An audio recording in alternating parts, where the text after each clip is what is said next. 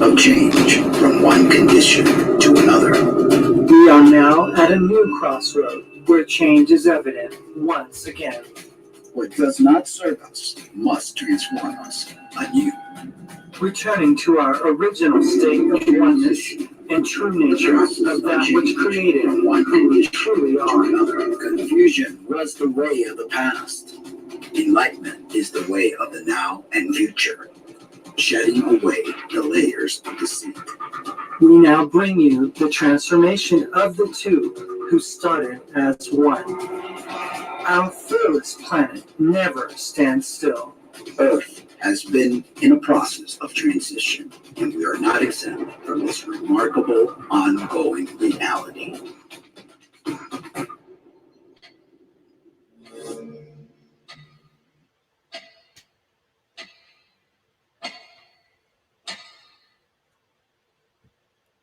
And hello, and welcome. Yes, welcome to sunny Arizona. Oh gosh, yeah. Well, it's not as sunny as Well, there's a little system going today, through. but Yeah, but the sun did come out, and it's not cold freezing, and it's just an amazing place. It I really love this is. place. I This really place is truly feeling like home. It is. Is it not? It is. And Portland never really felt like No. home, not at all. But this place is just, and the people are so nice. They are. I mean, people were like actually volunteering to like give us a hand one day at the Taco Bell. Yeah, when we first arrived here, They were like and- wanting to like give us a napkins and yeah, help us out. Yeah, It was it's like, just whoa, that's totally really different. It's just amazing just being here. The energy Yeah. is just so different. Like when we go to the gym and stuff or go to the grocery store or Yeah. whatever, it just seems like the people just have more of a, I don't know, they just have more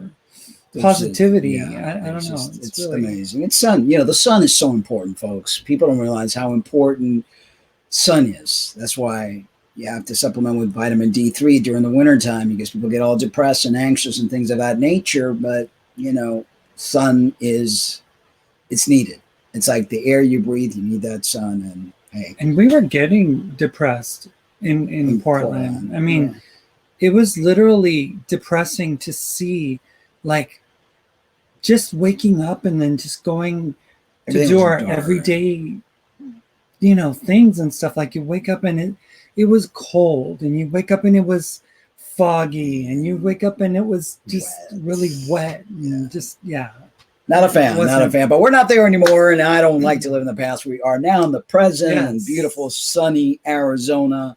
And it's just great. Went for It a really- walk Yeah, we the walked. other day. Yeah, we've walked. Today we didn't walk because No. it did rain today. There's a system that Followed I think- us. followed It us didn't from Florida. follow us, It was just but- coming from, Yeah. I guess, down below somewhere Yeah, in Mexico, and it's somewhere. blowing up and whatever. But it is amazing. And speaking is. about amazing, today's show is entitled Spiritual Ego Trap. And, there's a lot of people that get engrossed in their belief system, and they think their belief system is it. And they want to shove that down people's throat. And they believe in this love flow and all this stuff. And they don't realize it's all really coming from ego. And they try to Yeah. help, or they try to make people believe that if they don't believe like them, then they're hateful and bad people. There's been like this, I don't know, disassociation from the true meaning of the word love and the true meaning of the word hate. I think people have misconstrued these meanings to be something else now. Yeah. Because, like all of a sudden we've been pitted as being hateful, and we don't hate anybody. No, I mean, not at all. There's not a person in my life that I hate. No. You know, to carry around that with you or to put that on somebody, it's because you're dealing with that yourself as an individual, and you know who you are, and you got to work on your stuff because you can't put that stuff on us. And it's just, people just love that spiritual drama. That's another thing. Besides ego, people attach all this drama in their spiritual belief. Well, there's this real like connection to the negativity. I think certain people thrive on really that. do feast on that type of atmosphere, to create that type of environment where people are under threat Mhm. of attack, or having their rights taken away. And you could be talking about whether it be a religious group, or whether it be people of some political persuasion, or economic, social, type, I don't know, Yeah.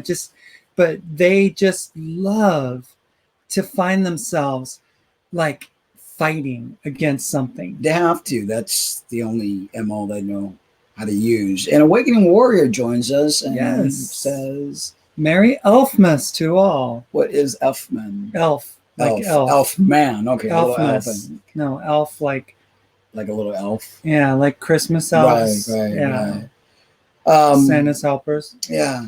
The little fat guy that goes down the chimney that makes everybody rack up their credit card to the gills every year. Yeah, we don't have any Christmas No. ornaments, and it's not because it's just that we're bah humbug, but I guess the fact is that we don't really celebrate something that is being kind of like pushed on people to make them, at the end of the day, most people are going to be in debt after tonight. It's based on two lies. It's based on that there once upon a time there was a little baby Jesus born in the manger in the cold winter evening, and the wise man came to, and all that. That's lie number one. And lie number two is based on a man that comes down the chimney to fill your house with toys. And does he really need any more cookies? Because if he gets more cookies, then he can't fit down a chimney. Exactly. Exactly. Awakening Warrior loves the movie Elf. So he says it's an elf holiday. There you go. Did you watch that movie? No. The one with what's his name? He's like an actor that took on that role and stuff. And he thought his father was what's his name? Remember? That funny dude. Yeah, I'm sure you know Awakening Warrior since you're watching it. What's his name again? I forget. But he's a comedian. Yeah, I know who he is. I'm watching his face on my head, but I don't know his name. I always give personal gifts to people when I know what will add something to their lives. I never buy anything people don't need. If they need a bill paid, I'd rather pay their bill than buy junk. There you go. And what else does it say here? Ha ha ha. No more cookies for Santa. No, none whatsoever. Yeah, he needs to go. He needs to go on a diet. Yeah. A lifestyle change. Exactly. And we were talking about also earlier this month, I was talking about some of those classic Christmas movies that people in our generation grew up watching, like, Rudolph the Red-Nosed Reindeer and like Frosty the Snowman. Those two movies to me were traumatic because Frosty melted in like a greenhouse. Yeah. And then Santa was picking on this Rudolph. reindeer that was different. Even Santa was picking on the different type reindeer. And, us in the LGBT, we get picked on because we're different. Right. And I just find it pretty sad that we have to lie to our kids about the tooth fairy, about all sorts of things. And Santa's one of those lies. And then we base belief system based on lies because there is no proof whatsoever. People will fight to the death as if it's actually existing, but there is absolutely no proof of an existence of a Jesus. Well, there's no proof of an existence of a Santa. That too. It's the same thing. You got to see that it's the same scenario that's being depicted. And, the initial, like, Saint Nicholas was a Catholic, like, father or priest or something, so yeah. So Awakening Warrior says, Will Ferrell. Yes. Yeah, remember? Yeah. Oh, the movies that were like claymation, but were not quite cartoons. Yes. Those were the, like, you better, Santa Claus is coming to town. Yeah. I mean, if you're a bad kid, you better watch out. You're not going to get a gift. Yeah. And you got this creepy old man watching over you. Kind of like God. It's sort of like God. Yeah. So anyway, we're, not trying to rain on nobody's parade, but, it's like after a while, you really start understanding the system and how it works. And that relatively people are enslaved and in debt. and repeat, rinse, repeat every year, making them feel like they're special. And the slaves get a few days off and they get, to spend time with their family, and they get to rack up their credit cards. And well, I just read something that said that yesterday, they wanted Black Friday to be the biggest shopping day. Well, yesterday was the biggest shopping day of this year, the day before Christmas, right? Mm-hmm. So, or a couple days before Christmas. And Awakening Warrior says, I was listening to someone talk about how they dealt with the Santa thing with their kids. What they did is brilliant. They told their kid, you investigate and tell me if Santa is real. And the kid learned critical thinking skills and did their own investigation and found Santa to be more like a mascot than anything. And I think it's brilliant. Yeah. Well, last year we were at a different place in our lives, and we had a Christmas tree, and we were celebrating the birth of Jesus, and we were embracing all of that, and I was like all happy because I was able to play my Christmas music and, Silent Night, Holy Night. And now it's like, I don't have a desire just whatsoever. not even I mean, we don't want to do a Christmas show. Nothing. No. Nothing. We're like, not bah humbug, but yeah, I guess you're everyone's in a different place in life, and we all take different paths, and that's okay. When you find out what's really important to you as an individual, are you placing all your importance on things that are outside of you, or are you going within, reflecting, keeping a journal, meditating, trying to understand who you are in the scheme of things? And I think very few people realize that we're here for spiritual growth. We're not here to collect a bunch of stuff, and we're not here to worship some reptilian alien warlord, that people are worshiping. And, the holidays always give me a warm, fuzzy feeling and stuff like that. But the thing is that it's all compacted into this one little season of time, wherein all the rest of the year, people don't act like that. Well, it's like you're given permission. It's like, okay, slaves, you have permission to feel warm and fuzzy during this time, and there's Valentine's Day, and there's this day, and there's that day. And they allocate to you how you should feel and what day of the year you should be feeling it and what's special and what's not. And that's enslavement, in my humble opinion. I think every day should be a warm, fuzzy feeling. I think every day should be a day to celebrate, and you're here to grow and evolve as a spirit being. And you should celebrate, and be kind to people every day, not just at Christmas time. Yeah. It's like people say, oh, Merry Christmas, Happy Holidays. Yeah. And it's like, people should be that kind all the time, right? But they're not given permission, so it's like good little slaves. They listen and they do things according to the clock, according to the time of year. That's crazy. But, if you're with your family and you're having a wonderful time, that's awesome, and if you find it special to celebrate those wonderful moments like that, more power to you. It's great to be able to have the ability to have family around you, and when everything's working out and stuff, to be able to have your family. But we don't. But and a lot of people. But even when I did, I they're dread still it. Disconnected. Yeah, I dread it the time of year because it's either arguments, it's either critical. They criticize certain things. So you go in there, you go, oh my God, they're going to criticize me about what I'm wearing, how I look, and families. And I'm sure many of you, dread that too. It's like you sit there and instead of really having a good time, you might have a good time for a little bit, but before you know it, people are arguing. They're like, just the things that families do. And, I don't know. Yeah, we would have like Christmas Eve, they would have the candlelight services. And I'd always get burned by the candle. It's like you're holding it and stuff, and then it's like, this thing is gonna burn me. Put the thing over. Anyway, Awakening Warrior says that amazing. It's amazing. That's amazing the way people go into depth like that. I don't see the point in racking up depth to get a credit score to have the ability to get more credit and go into more depth. Exactly. And credit cards are so dangerous because it's like buy now, pay later.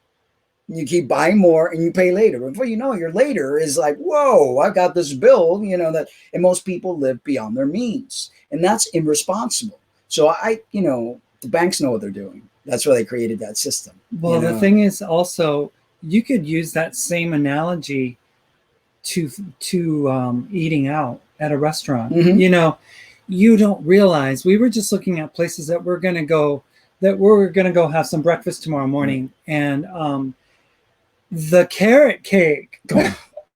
And I thought that was healthy. 1,380 calories. A slice for folks. one slice. You know, and you think carrot cake, it's made out of carrot, it's good for you. You would think 1,000. I mean, cheesecake only have 500.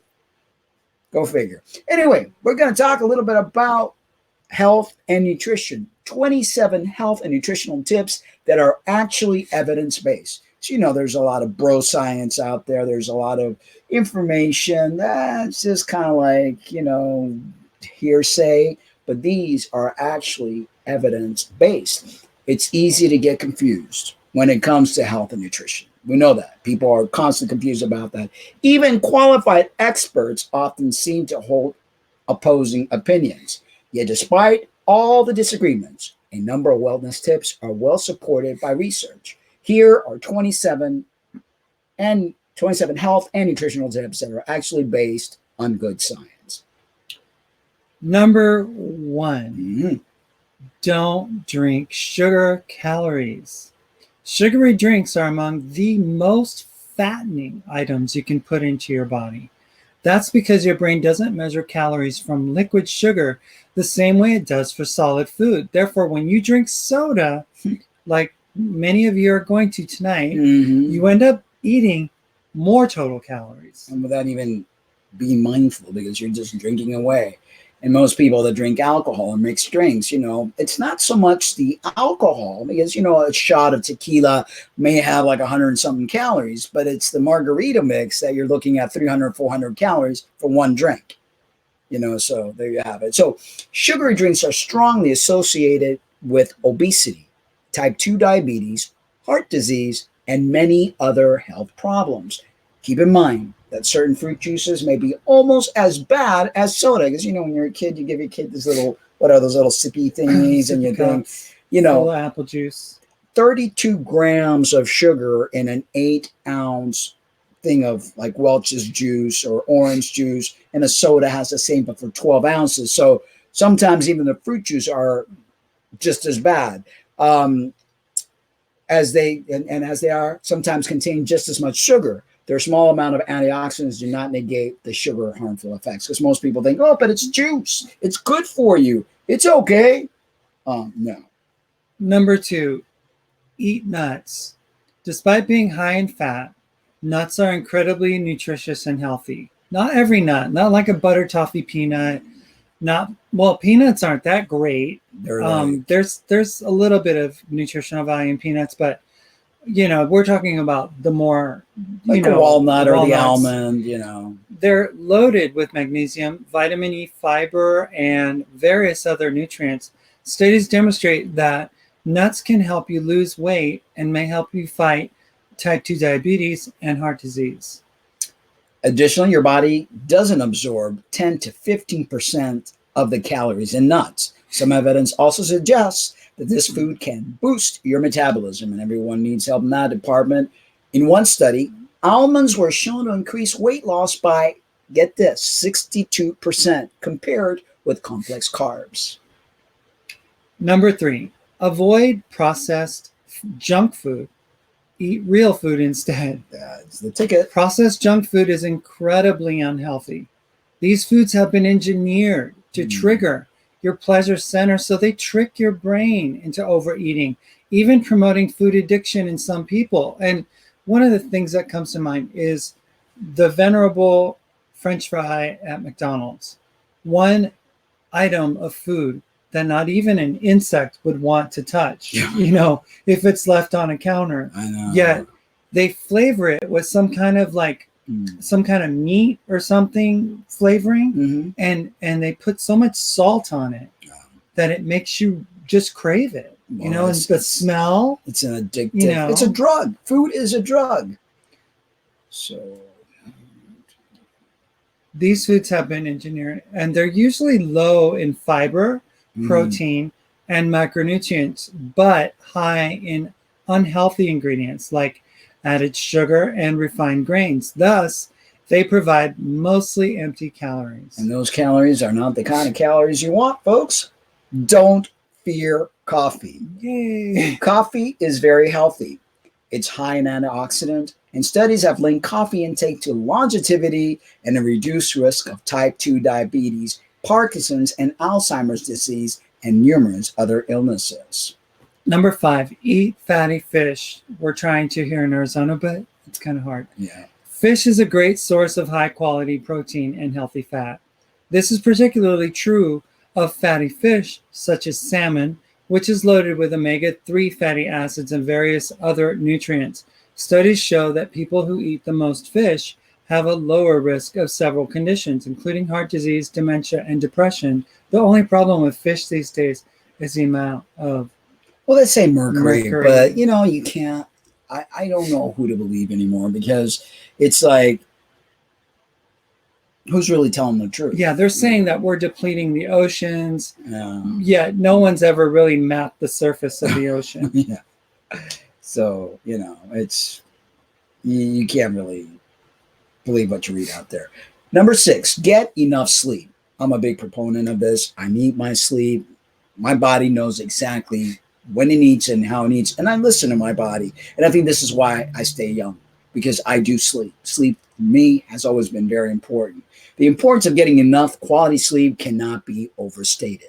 Poor sleep can drive insulin resistance, disrupt your appetite hormones, and reduce your physical and mental performance. What's more, poor sleep is one of the strongest individual risk factors for weight gain and obesity. One study linked insufficient sleep to an 89 and 55% increased risk of obesity in children and adults, respectively. And people now, with all this modern technology, they take their phone to bed, they're on the computer, they're dealing with that light, their sleep is disrupted, they don't sleep right, they sleep interrupted, and this is why they're getting older looking, fatter, and sicker. You need sleep.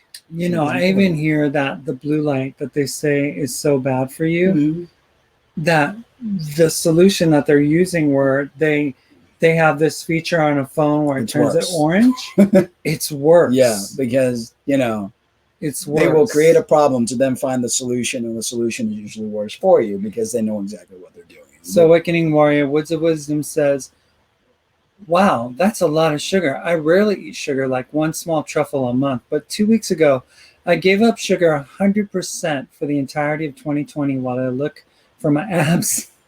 LOL. Yeah, it's a fine balance, nutritional intake, and everybody's body is different. You've got to find, carbs to make you retain a lot of water. As we know, abs are made in the kitchen, but you train in the gym to create them. Now we need to get rid of those layers of fat. The lower your fat percentage is, the more you'll be able to see your abs. And it's a good combination of knowing how to eat the right amount of proteins, the right amount of carbs, and the right amount of healthy fats. Number 7, take care of your gut's health with probiotic and fiber. The bacteria in your gut, collectively called the gut microbiota, actually are incredibly important for overall health. A disruption in gut bacteria is linked to some of the world's most serious chronic diseases, including obesity. Good ways to improve gut health includes eating probiotic foods like yogurt and sauerkraut, taking probiotic supplements, and eating plenty of fiber.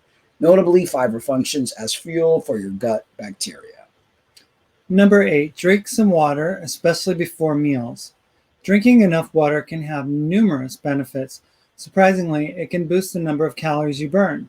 2 studies note that it can increase metabolism by 24 to 30% over 1 to 1.5 hours. This can amount to 96 additional calories burned if you drink 8.4 cups or 2 liters of water per day. The optimal time to drink it is before meals. One study showed that downing 2.1 cups or 500 milliliters of water 30 minutes before each meal increased weight loss by 44%. And it's really good. And it's not good to drink while you are eating, because you actually water down the enzymes that helps with digestion. So drinking beforehand and even afterwards, it's a better thing to do. Number 9, don't overcook or burn your meat. So for those of you that love to barbecue, be careful. Meat can be a nutrition and healthy part of your diet. It's very high in protein and contains various important nutrients. However, problems occur when meat is overcooked or burnt. This can lead to the formation of harmful compounds that raise your risk of cancer. When you cook meat, make sure not to overcook it or burn it.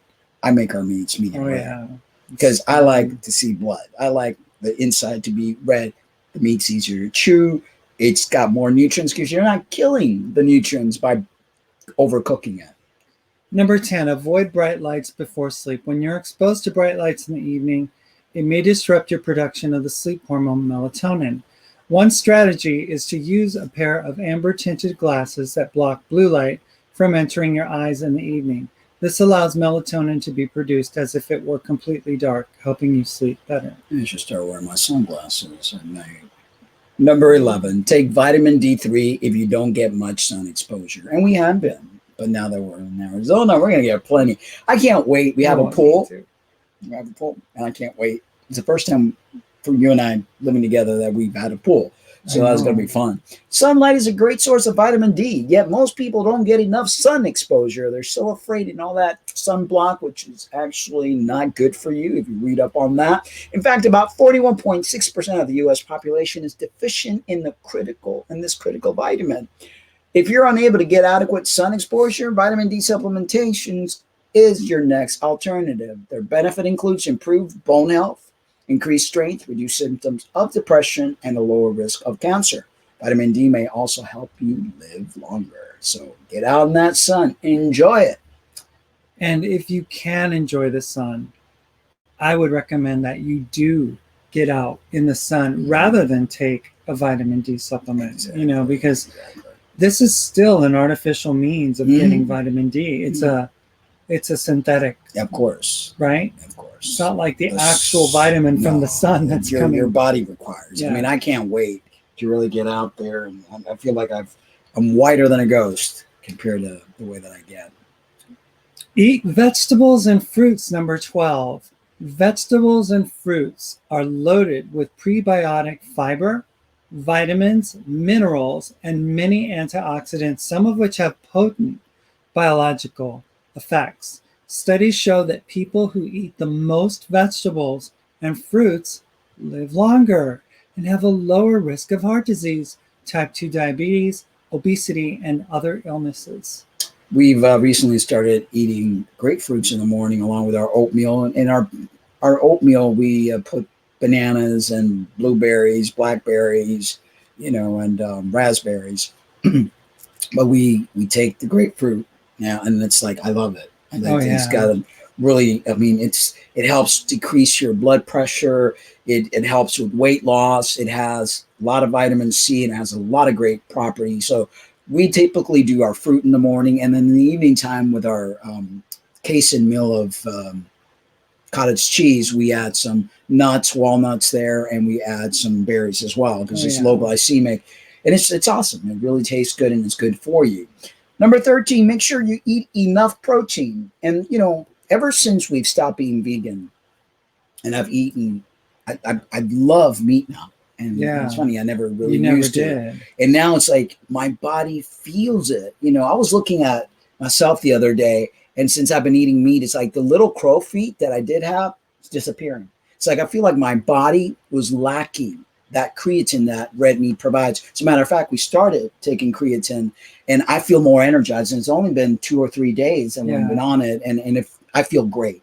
It's almost like I felt like my body was so depleted from all the years of eating plant-based, So make sure you eat enough protein. This is optimal to have optimal health. What's more, this nutrient is particularly important for weight loss.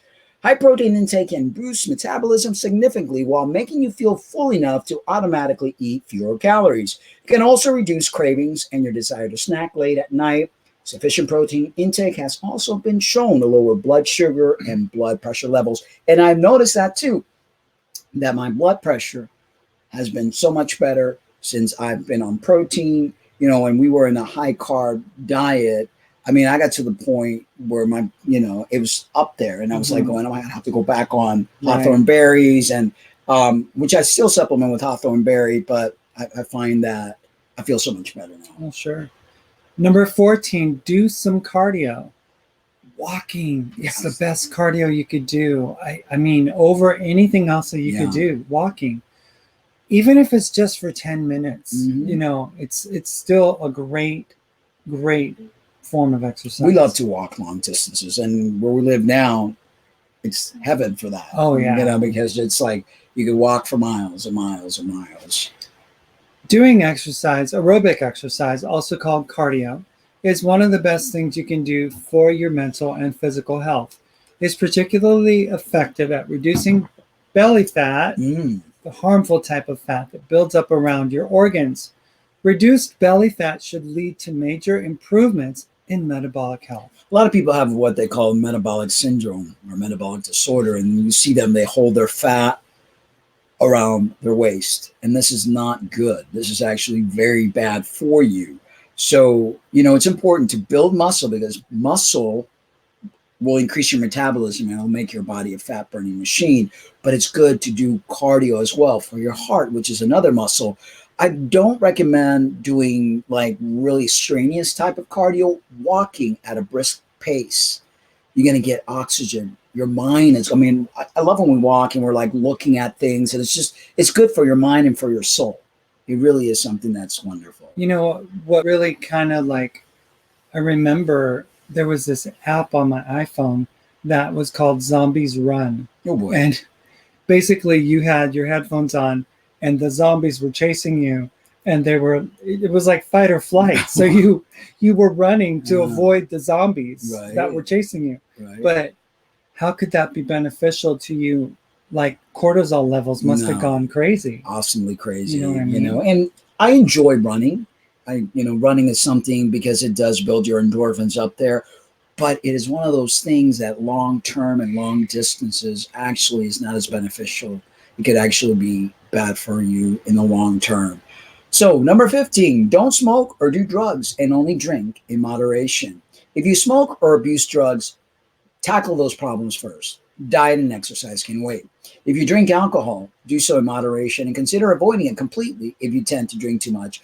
We've stopped drinking altogether. When we moved to Portland, it was because they had all the new ciders and we wanted to try the beers. And we would go to the movie theater as easily. They gave it on Saturdays, and they would give you this, we would try the different flavors. But then after a while, again, it was like, I don't need this stuff. I'm putting 300-400 calories in just a beverage alone. And plus, what it does to your liver, what it does to your mind. And the mind, really, the body can't regulate that type of the toxicity, caloric, and it's toxic, in the long term, it's toxic. It's not good for you. We choose not to. I'd rather have an iced tea, or a cup of coffee. Now, number 16, we don't do this very often at all. Actually, we don't do it at all. But it says use extra virgin olive oil. Extra virgin olive oil is one of the healthiest vegetable oils. Now, we don't really recommend using oils. If you're going to eat an olive and it has oil in it, nut, avocado, something that you could actually eat, because what I've learned is that the process of making oil is like a junk food, because they're changing the molecular component to this food item that you're eating. And a tablespoon of any oil has 14 grams. And 14 grams of fat is 14 times 9, because fat yields 9 calories per gram. So do the math. Just 1 tablespoon of olive oil, 14 times 9. That's a lot of calories for just a tablespoon. Well, just think about it. Oh, I'll just have oil and vinegar. I'll just have, a light dressing. And then you sprinkle the vinegar and then you add the oil.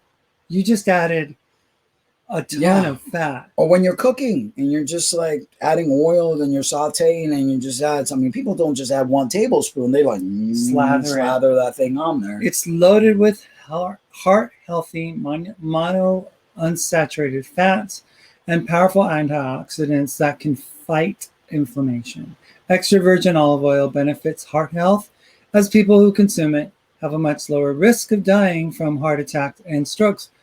And that remains to be seen for me, because I think of what oil does as it coagulates inside of your arteries, and how just one, episode, where your arteries get clogged from the oil, from eating a burger or fries or something that, was filled with oil, could be very, very bad for you. I just, I personally don't like the oils, the fried foods. And I guess out of all the oils, maybe virgin olive oil is better for you. But, it's still oil. It's still oil. Number 17, minimize your sugar intake. Added sugar is one of the worst ingredients in the modern diet, as large amounts can harm your metabolic health. High sugar intake is linked to numerous ailments, including obesity, type 2 diabetes, heart disease, and many forms of cancer. Add sugar to oil, and that's the biggest disaster ever. Because your body, think of the oil as that film and the sugar in your bloodstream. You can't have sugar in your bloodstream. That's very dangerous. You can fry your nervous system. So the body has to literally take that sugar. That's why you produce insulin. That insulin drives that sugar inside your cells. Well, if you have oil and that sugar can be driven inside your cell because it does not allow it, imagine the problems you're causing yourself. All I can think about is the assembly line at your local Krispy Kreme donut shop, where they show the conveyor belt and then it's spitting like the sugar on top of the bread as it's baking, on the cake donut is baking in a pool of oil. It's horrible. Right? And you're licking your chops, because oil, fat, carbs, it's crazy. is like crack for people. It is. It's a drug. And Brianna joins us. Hello, Brianna. And she said, wow. She says you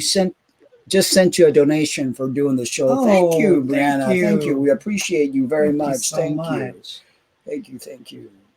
Number 18, don't eat a lot of refined carbs, which is what a donut would be, right? Yeah, a lot of refined, simple carbs, which are not good for you at all. Not all carbs are created equal. Refined carbs have been highly processed to remove their fiber. They're relatively low in nutrients and can harm your health when eaten in excess.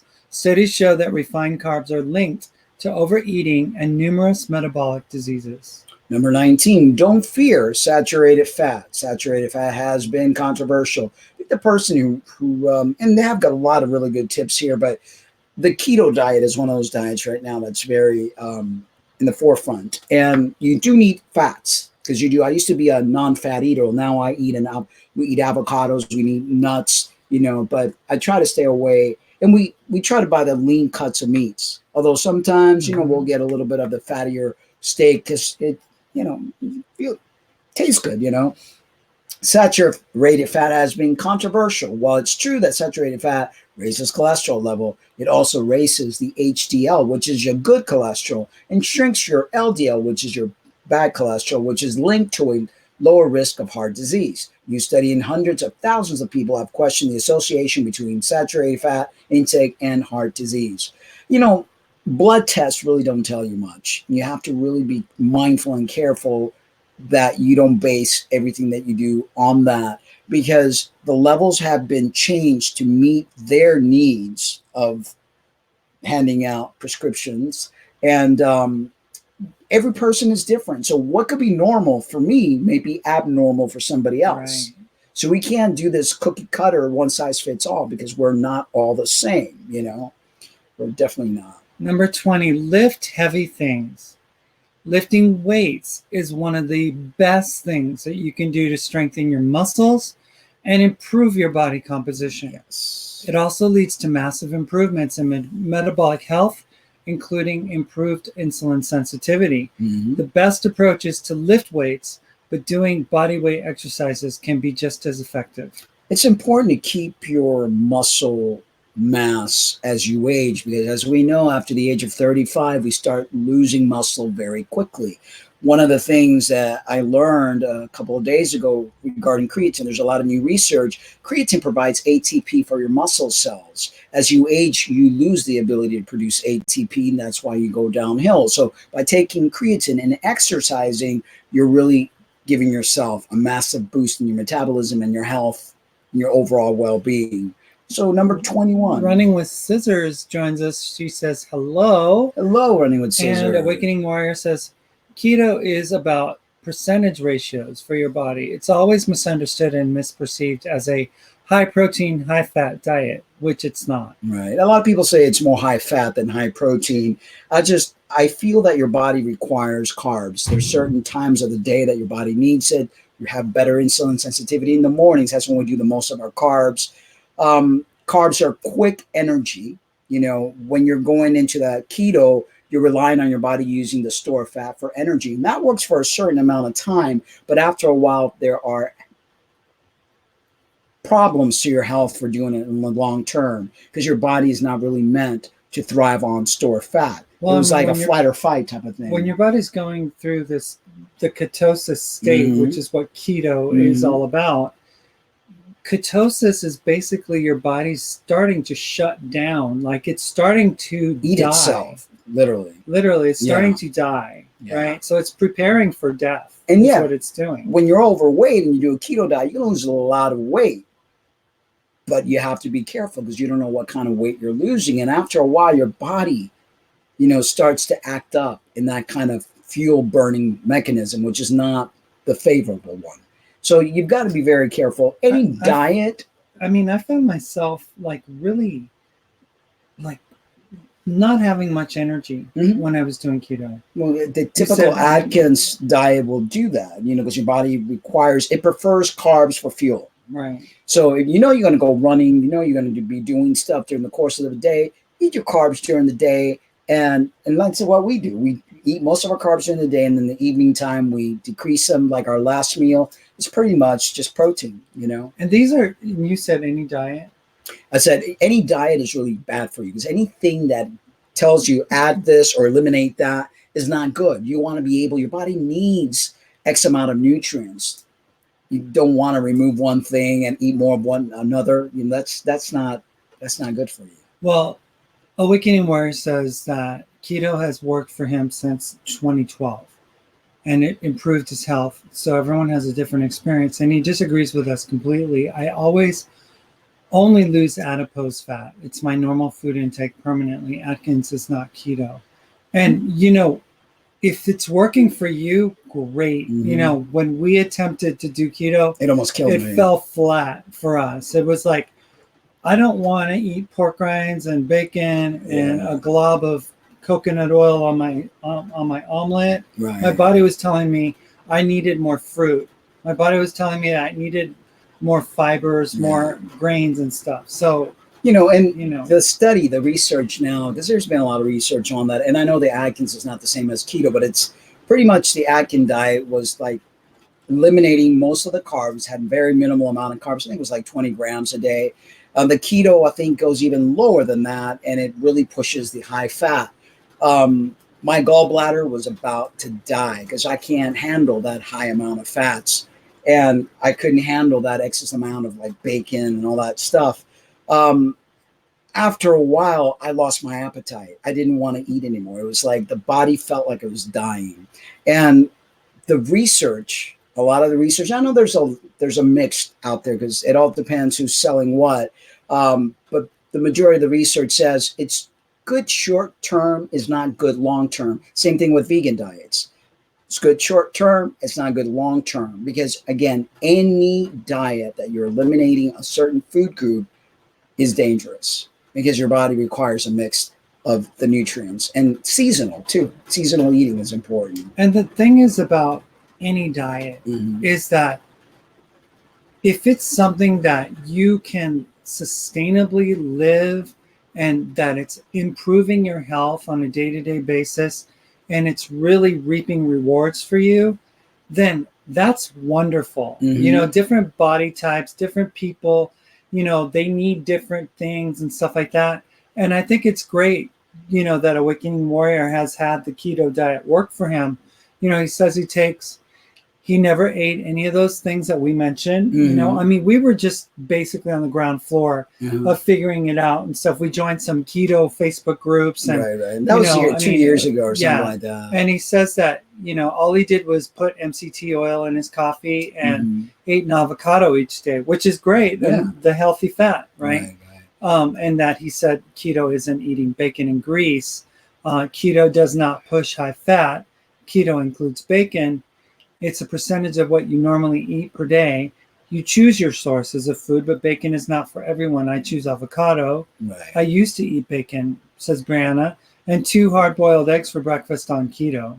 Right. I just didn't like it. And again, it's everyone's different. You got to do what works for you. If you can't base things on what the doctors say or other people say, you got to base things on what works for your body, what makes you feel good. For us, it never worked. I mean, I enjoy my meat now, and I enjoy my chicken, and I enjoy my avocados and nuts and seeds and things like that. But I don't want to eliminate. And we thought about maybe doing a variation of keto, but we like our grains, and we like our vegetables. Yeah, and tons I think of vegetables. That if there's anything that I would recommend anybody to eat, it would be vegetables. Yeah, like filling up your plate full of greens and having a small side of a protein is like, you can't lose with that, because vegetables are proven, over and over. You could have a ton of vegetables and the calorie content doesn't like shoot off the roof. One piece of carrot cake, think about it, 1,380 calories, Exactly. Let me show. See if I can share this particular. But everybody has their own thing that works for them. And Awakening Warrior, that's great that it's working for you since 2012. If it ain't broke, don't fix it. Don't fix it. Yeah. Right there. That's great salad. You've got all sorts of greens, avocados. You got some red potatoes that I make in the air fryer, and some chicken breast, and all sorts of vegetables, celery, what's that thing called? Brussels sprouts, asparagus, carrots, celery, you name it, and that's a meal for us right there. And that, it's just, it tastes good. It feels good. I could not have either a piece of potato, or sometimes we have, let's see here. Brianna says that she had a 16-ounce ribeye with a side of okra cooked in olive oil tonight for dinner.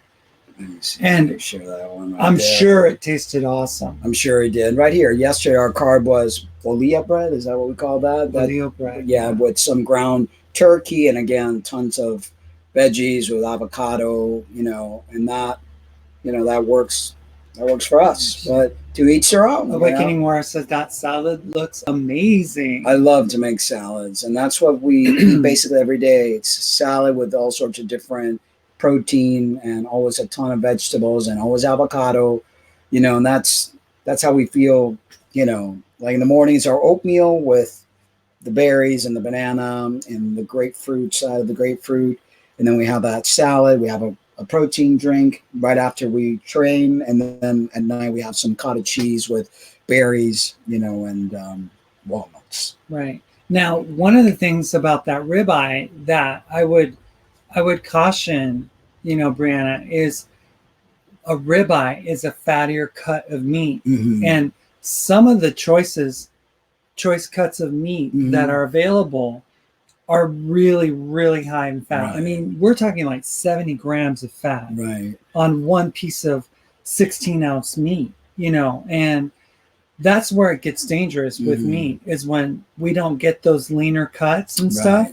Yeah, but see, the keto diet promotes all that fatty meat. And she says, I have to force myself to eat salads. I love salads. I love salads. I've always loved salads. So, yeah, we love going to salad bars that have like this, what's that called? Sweet tomato, and just load up with all sorts of greens and veggies. And it's like what the body craves, Yeah. But I wasn't a big veggie person. Like, I used to love salads, right? Like lettuce and, putting things on a salad and stuff. But I was really picky at the salad bar. Now I'm just like, put it all in there, any vegetable. Retrained your taste buds, which at first terrible. It was terrible. It was like a little 5-year-old. Like a 5-year-old. Now She's got the growing up taste buds, and which is good. Anyway, avoid artificial trans fats. Artificial trans fats are harmful. Man-made, trans fat. Man-made fats that are strongly linked to inflammation and heart disease. While trans fats have been largely banned in the United States and elsewhere, the U.S. ban hasn't gone fully into effect, and some foods still contain them. You have to be mindful and read your ingredients. Make sure there's no trans fat in the food item you are eating. Usually, if you're eating processed foods, they have trans fat in them. Number 22, use plenty of herbs and spices is something that we do. We just bought for 99 cents a whole bunch of ginger. Mm-hmm. I mean, it's like, whoa, who would have thought? Mm-hmm. I mean, when we lived in Silver City, it was like $7.89 for a pound. Of ginger, right? Yeah. So many incredibly healthy herbs and spices exist, and we don't use salt at all to flavor our food, because, for example, ginger and turmeric are both items, spices and herbs that have potent anti-inflammatory and antioxidant effects, leading to various health benefits. And due to their powerful benefits, you should try to include those as many herbs and spices as possible in your diet, and it adds to your salad Flavor. Like your plate. I take ginger, cut it up, and slice it in little pieces, put it in the salad raw. I take garlic raw. Take what is that called? The green onions, cut them up raw like that. Bunch of and that gives flavor, it gives crunch, and you're really getting a lot of antioxidant benefit. In the morning, we do apple cider vinegar with turmeric. It's one of the things we do. Also very, very good for you. Awakening Warrior says, the fat feeds your brain. If you don't get enough fat, your body suffers big time. We have been trained out of eating fat, thinking it makes you fat, but it doesn't. Science has come a long way to show this. Trans fats are bad, of course, but fat itself is not bad unless you're eating more than you need to eat. The idea, can I just finish it? Okay. The idea isn't to eat X grams of fat. It's to make your fat intake an X percent of your total intake. I eat 800 calories a day or less. That's my norm. Whoa, that's not much. Yeah. So my fat intake was 45% of my whole diet, but I got that with heavy cream, butter for my almonds, and MCT oil and avocado. Most people don't do keto correctly. 800 calories. That's not enough calories. That's not enough calories per day. I mean, your body requires your metabolic, just to sit. Basal metabolic. Yeah, just to sit, to breathe, to just have a postural, have your body just stand erect. Require a lot more than that. And yes, percentage definitely. We try to do anywhere from 20 to 30% of our caloric intake coming from fat. But again, healthy fats, avocado, nuts and seeds. We don't add. And then, of course, there's the fat that the cottage cheese has a little bit of the fat, and some of the that's mostly the only dairy that we're eating these days. Oh, and the eggs have fat. We do an egg every morning. Wow, that's enough for you? 800 calories? I don't understand.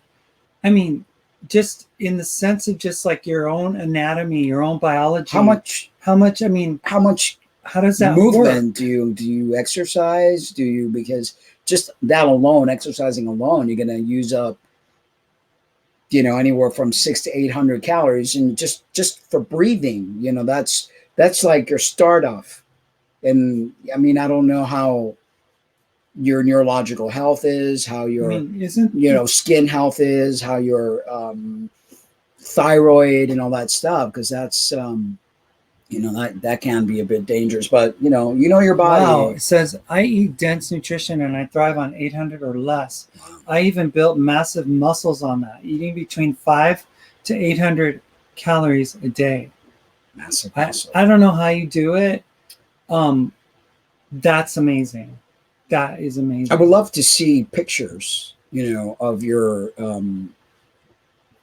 transformation, because I know you said you had stopped working out for a while, if I remember correctly, and that you were starting to build again. I like to see, You said I was working on insanely every day to build that muscle. It's because I eat dense nutrition. I maximize the nutrients I take in. All right.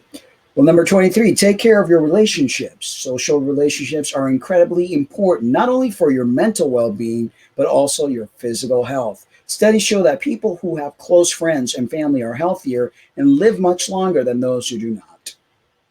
Well, it depends on what kind of family you got. I eat 1,900 calories a day. Right, and I do 2,000 and change, anywhere from 1,800 to 2,500. You know, Says I get my amino acids from blue-green algae, so I can bypass the need to eat excessively. That's a interesting diet, and if it works for you, again, it's it's all a matter of body composition, how you feel at the end of the day, how healthy you are, and if 800 works for you, that's awesome. That's really awesome. 24, track your food intake every now and then. We were doing it religiously every day, and we just recently stopped. Yeah, because we know more or less now what we're putting in. After a while, I would measure everything, and it's like, okay, I got this down pat. I don't need to measure stuff anymore. But the only way to know exactly how many calories you eat is to weigh your food and use a nutrition tracker, which we had. Yeah. It's also essential to make sure that you're getting enough protein, fiber, and micronutrients. Studies reveal that people who track their food intake tend to be more successful at losing weight and sticking to a healthy diet. Weight loss is something that's very, what are you losing? Are you losing fat? Are you losing muscle? Losing water? What are your goals? Are your goals to gain muscle mass or improve your metabolism? As we age, we lose muscle, which is detrimental to our health. The more muscle we lose, the immune system drops. We get sick, we get frail. That's why as we get older, we tend to visit doctors more because we have more ailments. So we got to be very careful, what we're putting in, how much we're putting in, what quality of food we're putting in to keep our optimal health. Number 25, if you have excess belly fat, get rid of it. Belly fat is particularly harmful. There are people that are what I call skinny fat, which look like they're skinny, but they have a very high fat percentage. If you're a man, your fat percentage should be like 15%, 15 to 20% to be healthy. If you're a woman, you should be anywhere from 25 to 30. Anything above that is what you would consider obesity and very dangerous to your health. Belly fat accumulates around your organs, and it's strongly linked to metabolic disease. For the reason your waist size may be a much stronger marker of your health than your weight. And I always say to my clients and people, the scale is not going to tell you because muscle weighs more than fat. And so if you're gaining muscle and you're working out and you're eating the right food combinations for you, you're looking at your measurement. Measure yourself and see, are inches dropping off? Are your clothes fitting better? And things of that nature.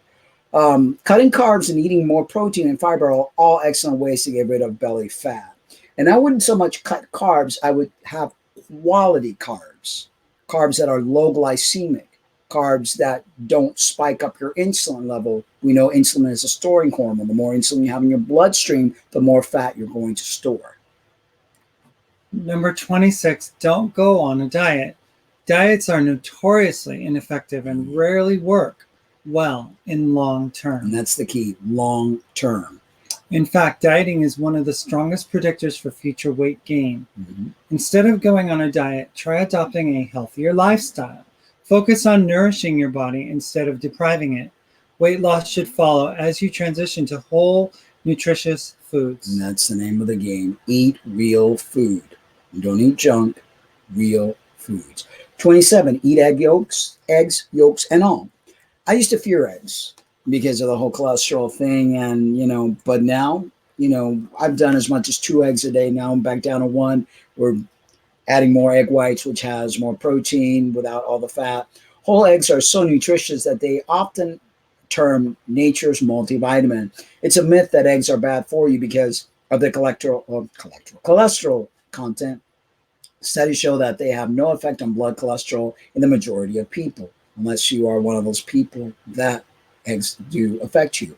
Additionally, a massive review in 263,938 people found that egg intake had no association with heart disease whatsoever. Instead, eggs are one of the planet's most nutritious food. Notably, the yolk contains almost all of the healthy compounds.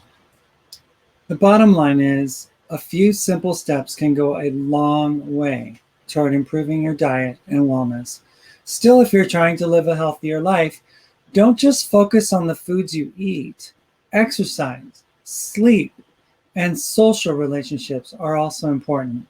With the tips above, it's easy to get your body feeling great every day. Yep. So Brianna was asking, what are your thoughts on flu shots? Flu hospitalizations are on the rise, and 6% hospitalized die from pneumonia. First of all, I don't want to talk. That's one of the triggers for the robots, bots, or whatever they call here on YouTube. They don't want people talking about anything of that nature, anything relating to inoculation, because they're really, they're really like. So we'd be happy to answer offline, but not on the show, because they're really, what's the word? They're really cramping down. Oh, not cramping down. They're really, what's the word I'm trying to find? That's all right. They're really That's trying to get at it. people regarding that. And,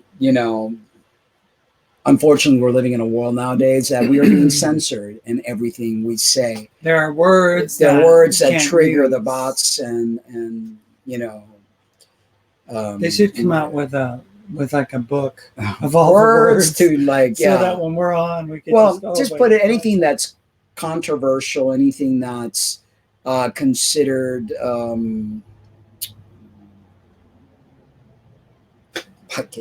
having problems with words today. Considered conspiracy type of things. They really don't want that, so we try to stay away from that, Brianna. But I'll be more than happy to, either speak to you privately on that or send you an email regarding the way that we feel about that. So Awakening Warrior said, so true. If you take photos, it's easier to see your progress that you don't always feel or see on the scale. Exactly. The scale can be very limiting. So we on today's actual main show topic is about spirituality, or the spiritual ego. There's a lot of people that think they're super awakened. They believe that they've reached the ultimate level and that everybody else is superior or inferior to them. And, they try to be gurus, and they try to just tell people how to feel, how to think, and what to believe in. And I personally believe that spirituality is very personal. And it's taken me quite a while to reach that conclusion. And I also see a lot of people using spirituality as a numbing tool. This article calls it spiritual bypassing, how spirituality sabotaged their growth. The article was written by Jonathan Doniolo, and he says, well, I just wanted to kind of preface it before we do that by just sharing a little bit about our experience with that. And last year we were in that whole atmosphere, and our focus was on, finding the truth and more spirituality. And we were researching into, the esoteric systems and stuff, and how Christianity fit into that, and how we wanted, and somehow we ran into this person that we came into contact with, and we started to resonate a lot with what they had to say. And they were really speaking, like at one point you were like, this is like my brother from another mother, because he was saying the things that you kind of like felt inside. We were talking about, things that were similar, and those people that are out there in YouTube land that have that type of like following, they seem to attract a certain type of people that really want to like benefit from their knowledge, and for them to be able to validate like how they feel about God and Jesus, and a lot of things about their past Christian faith that they're trying to I don't know, to rectify and to put in some kind of order because they don't agree with the tradition, so they're trying to have their Christianity in a Christian light version, their own, like they reject the blood and they reject the sacrifice, but they believe in the love and the I don't know, raising the frequency they would talk about. The woo-woo spirituality that I like to call Right. it, and they capture people with that because, name your poison. Which way are they going to grab you? Spirituality is no different than religiosity. There's a group for every occasion, and for, they'll get you. And there's whatever. people out there that prey on those types of people, that they want to be part of a collective group of similar mind people. It's like this hive mind type trap that these people set up for them, and they tend to be attracted to it because they're saying the right things. They're talking about love. They're talking about, taking no offense and all, all these wonderful flowery words, and saying, oh, things are going to get worse. We're living in a time where it's going to get bad, and we need to come together, and, we need to develop community with each other. And, we were intrigued with that. Right. And almost also some of these gurus used the father figure type of thing, because I know a lot of people come from broken homes, trauma. So that's how cult leaders ensnare and literally bring people in, and they use spirituality for that reason, to be able, because whether they're doing it for monetary gains, whether they're doing it for just power and control, so there's a lot of people that want to utilize the spiritual bypassing, in order to think that they're going to heal themselves. But you've got to do the inner work.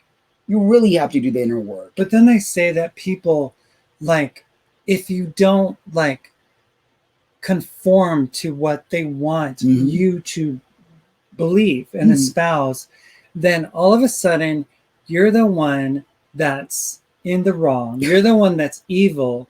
You're the one that's hateful. You're the one that's constantly like we were told even that we were as a trans couple, that we were literally people that, were ashamed of butchering ourselves and ashamed of having done what we did to ourselves. So we are against anyone who doesn't think and believe the same way that we do. And that is so far from the truth. But this is what people that are these guru types that think they're anointed saviors and, Jesus 2 or 3 or 4.0s do. Yeah. They paint a picture of this false superior spirituality, this false sense of their understanding and wisdom that you don't have it. Right. So please excuse those people. Yeah. I tried to talk to them and they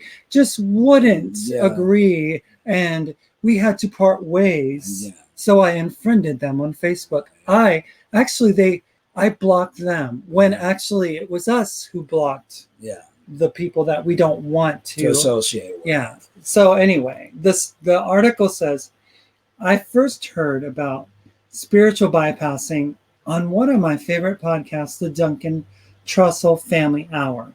For those of you who haven't had the privilege of hearing Duncan orate, it's kind of like listening to a raspy hybrid of Alan Watts and Jim Brewer, wise enough to capture attention with a certain stoned goofiness that keeps it all playful. And notice, wise enough, raspy hybrid voice, there's certain individuals that have the gift of gab that get people's attention. And, whatever it is that you're missing. What they're doing, what they're saying is their mannerisms, and they're drawing you by looking into the camera, and they're drawing you by placing the same sound or the same theme of music, and they're open and Mhm. just drawing you and wooing you in, right? So Duncan talks about spirituality in nearly all of his interviews. Most guests will happily indulge him in doing so. Naturally, spirituality is a big reason why people tune into the podcast. So it took me by surprise when he mentioned that spirituality, as a set of ideas and practices, could actually be self-sabotaging.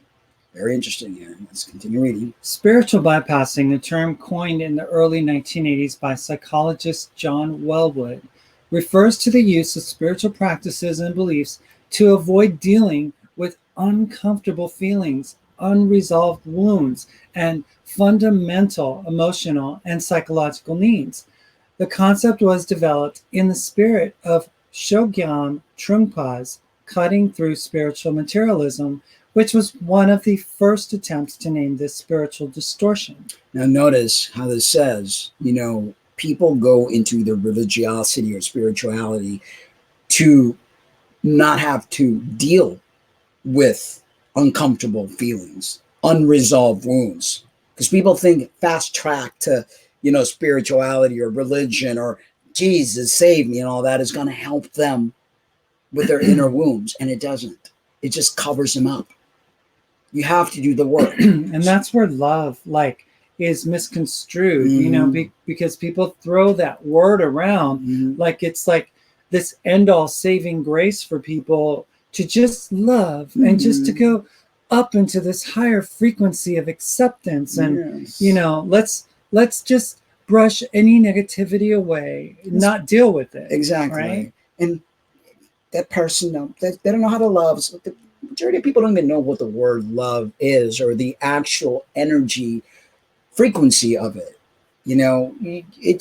Some people love their phones. Some people love their material things. They have no clue what love actually is. But the spiritual guru will use that as a tool to capture the weak-hearted, the weak-minded, the broken, just like a good cult leader would. So according to teacher and author Robert Augustus Masters, spiritual bypassing causes us to withdraw from ourselves and others, hiding behind a kind of spiritual veil of metaphysical beliefs and practices.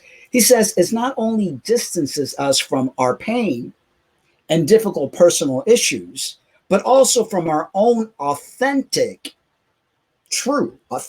spirituality, stranding us in a metaphysical limbo, a zone of exaggerated gentleness, niceness, and superficiality. And you guys know what I'm talking about. You've got the raise one the vibration and come from your love space and all this stuff that they do. And it's like, it's not real. You're not doing the work. You're not dealing with your pain. You're not dealing with your childhood traumas. You're asking some avatar to come into your life and save you. Yeah. I mean, whether it's your father, above, or your mother, or whatever it might be, or even source, or even, anything that you would want to offer your adoration. And it's called laziness. It's called not taking responsibility. And Tracy Roberts joins us. Hello, Hi, Tracy. My own bypassing in Master's groundbreaking book, Spiritual Bypassing, When Spirituality Disconnects Us from What Really Matters, he writes, aspects of spiritual bypassing include exaggerated detachment, emotional numbing and repression, overemphasis on the positive, anger phobia, blind or overly tolerant compassion, weak or too porous boundaries, lopsided development, cognitive intelligence often being far ahead of emotional and moral intelligence, debilitating judgment about one's negativity or shadow side, devaluation of the personal relative to the spiritual, and delusions of having arrived at a higher level of being. And we see that all the time. It's like people telling you, don't get angry, don't do this, don't do that. You're not being spiritual, you're not being whatever. And we have to understand that we have to work through our darkness in order to achieve our enlightenment. Everything is not candy cane and roses and kumbaya. That is false spirituality. That's a spirituality that tries to teach you how to hide your emotions. And that doesn't work. That's just like, it's really bypassing the hard work that you have to do. And that's shaming and putting judgment on people for being human. Before listening to Duncan wax lyrical about this, I never imagined there could be such subtle and complex consequences of pursuing spiritual matters. And thinking that I, a cautious and sincere spiritual seeker, could be suffering such consequences seemed equally absurd. But after reading the detailed description of symptoms, I knew it applied to my situation. I realized that at a certain point in early adulthood, I had perverted spirituality into a defense mechanism, a mechanism that enabled me to disavow any negative quality or behavior in myself. You know that? Yeah. That tends to happen lots and lots with some of these spiritual gurus. And Awakening Warrior says it's hard work. And he says, reminds me of KMFDM's Dogma lyrics. Let's stop praying for someone to save us and start saving ourselves. Exactly. We are the ones we have been waiting for. We need to do the work. And sometimes it's an individualized process. I believe, and I was thinking today when I was in the gym, you know, we as a collective consciousness, because we are all energy, we may be experiencing an issue that might not even be your own, that is part of the collective consciousness problem that's arising. And we have to deal with it. We have to face it. We have to do the inner work, not just for ourselves, but for the actual consciousness in general. And that is all God is consciousness, is energy. It's not something to be worshipped. We're all fragments, and we need to work to make things vibrate in a level that's going to be beneficial for the collective. If that made any sense. I recall a few specific patterns taking place. Whenever I became anxious, I would immediately reach for the nearest Eckhart Tolle or Ellen Watts text on my bookshelf, instead of sitting with the anxiety and checking to see if it was coming from an innocuous source. I would quickly find refuge in spiritual philosophy.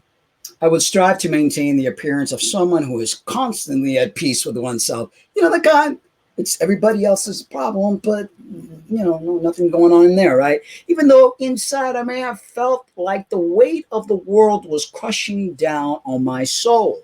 This kind of Fox spirituality had a complete stranglehold on my speech and behavior and caused intense cognitive dissonance. Whenever I had done something hurtful or wrong to another person, I would rarely take responsibility for it. I deflected that responsibility by saying things like, that person just needs to grow spiritually, or it's just an illusion anyways, all in a naive tone reminiscent of the time I thought I was a bona fide professor of quantum physics.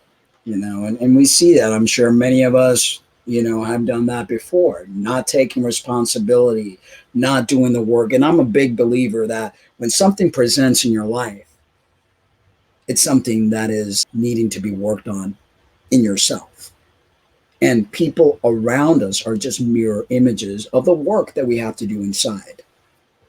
The process of realizing when you're to blame in any given situation is not an easy task, but spiritual bypassing enables one to ignore the difficult process altogether.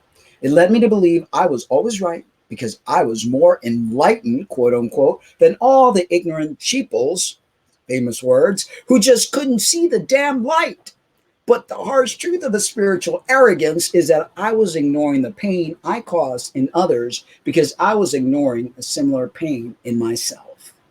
You know, one of the things that comes to my mind is how we would be told that every every leader has their own flock, has their own sheep. Mm-hmm. And it's like, how does that work Yeah. in the life of an individual who is a person that has the, their own responsible way of dealing with the things in their life, when they have to be categorized as being someone's sheeple, Mm-hmm. and saying every leader has their own flock or something Yeah. like that. I forgot, but Or the arrogance of it's like, anyone thinking that they're a leader of anything. yeah, to You think know? that you're a flock leader, Yeah. that you're in charge of like this group of people.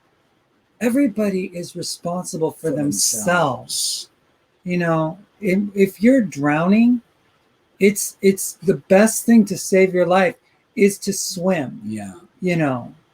This is a very interesting quote. Spouse left you for your brother. Just stay positive. It's all love. That's a typical, like, you mention something and it's like, oh, no. We don't want to think about that. Just be in the high vibrations.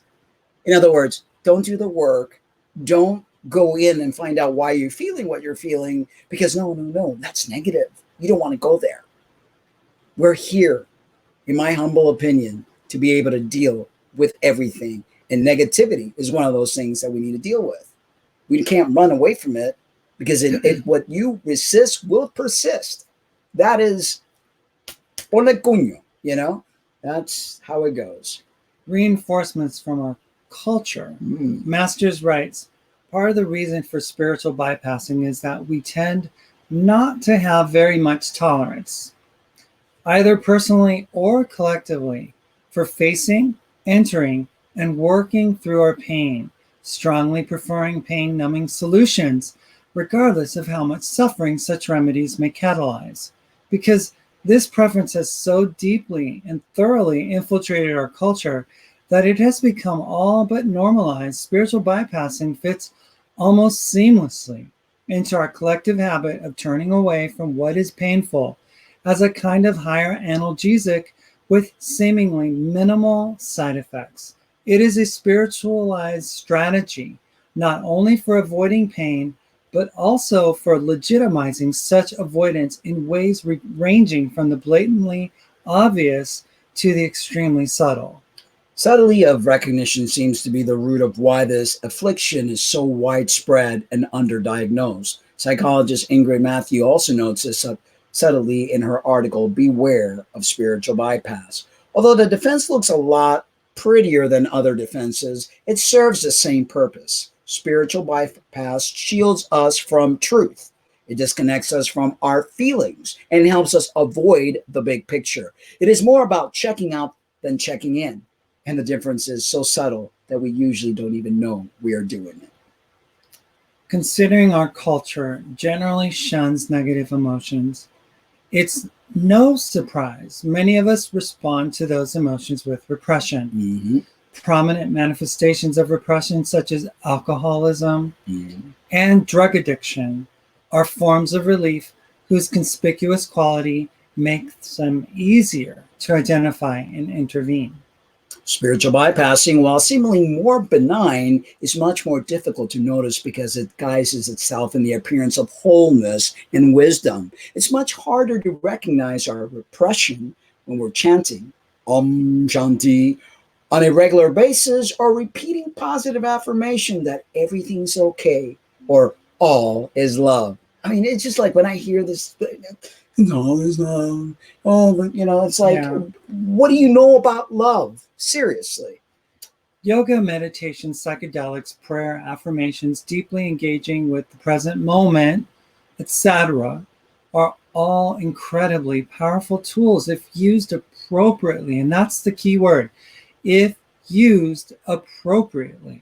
But sometimes, and if we're not careful, those things can end up masking deeper issues lingering both inside and outside of us. And there's so many different ways and addictions to mask your pain so that you don't have to deal with the real emotion at hand. We've got to catch ourselves in these things. To me, spiritual bypassing is fundamentally about taking a so-called absolute truth, such as everything's okay, and using it to ignore or deny relative truths, such as the grief we feel when we lose a loved one, or the shame that arises when we fail at something important. On the personal and interpersonal level, sometimes everything isn't okay, and that's okay too. That may seem trite, but in the context of spiritual bypassing, it's a platitude that I feel requires frequent repetition. Before we can feel our pain, we have to be honest about it and accept it, which is ideally what spirituality should help realize. As Master suggests, this is certainly easier said than done and requires a level of vulnerability which most of us are uncomfortable with.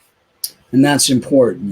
The term here is healing your pain, being honest and accepting it, not just masking it, sweeping it. We have to, you can't get rid of something unless you're aware of it. If you're not aware and you're not being truthful and present with yourself, it's not going to work. Nonetheless, if we grant validity to the many claims that spirituality is shaping the evolution of humanity, it seems wise to confront the intricacies of our own bypassing sooner rather than later.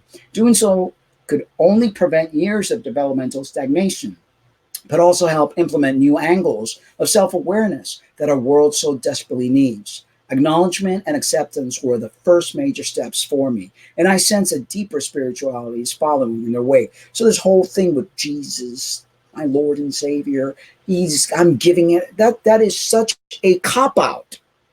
Yeah, it really is. It's like it sells the person short of really doing the introspective work to make themselves a better person. It's like, oh, it'll be better in the by and by. Oh, when Jesus comes back, everything will be better.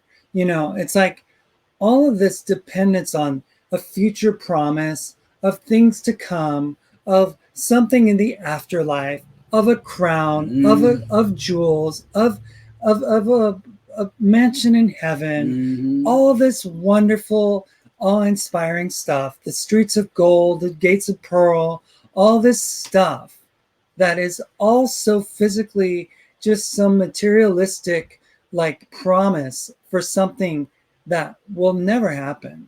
Exactly. And it just really sets you up to be disappointed at the end, because at the end of the day, you didn't do the work. No. You didn't make your life any different. There are people that live their lives today that think that the reason that they got cancer was because of some outside influence, when the reality was that they were in this spiritual haze of wanting to paint this rosy picture for themselves, and they didn't realize that they were toxifying themselves by holding that unforgiveness inside of them, and by becoming stagnant inside and holding these grudges against people and cutting people out of their families and excommunicating others, or numbing themselves with certain things they shouldn't be numbing themselves with church. Yeah, with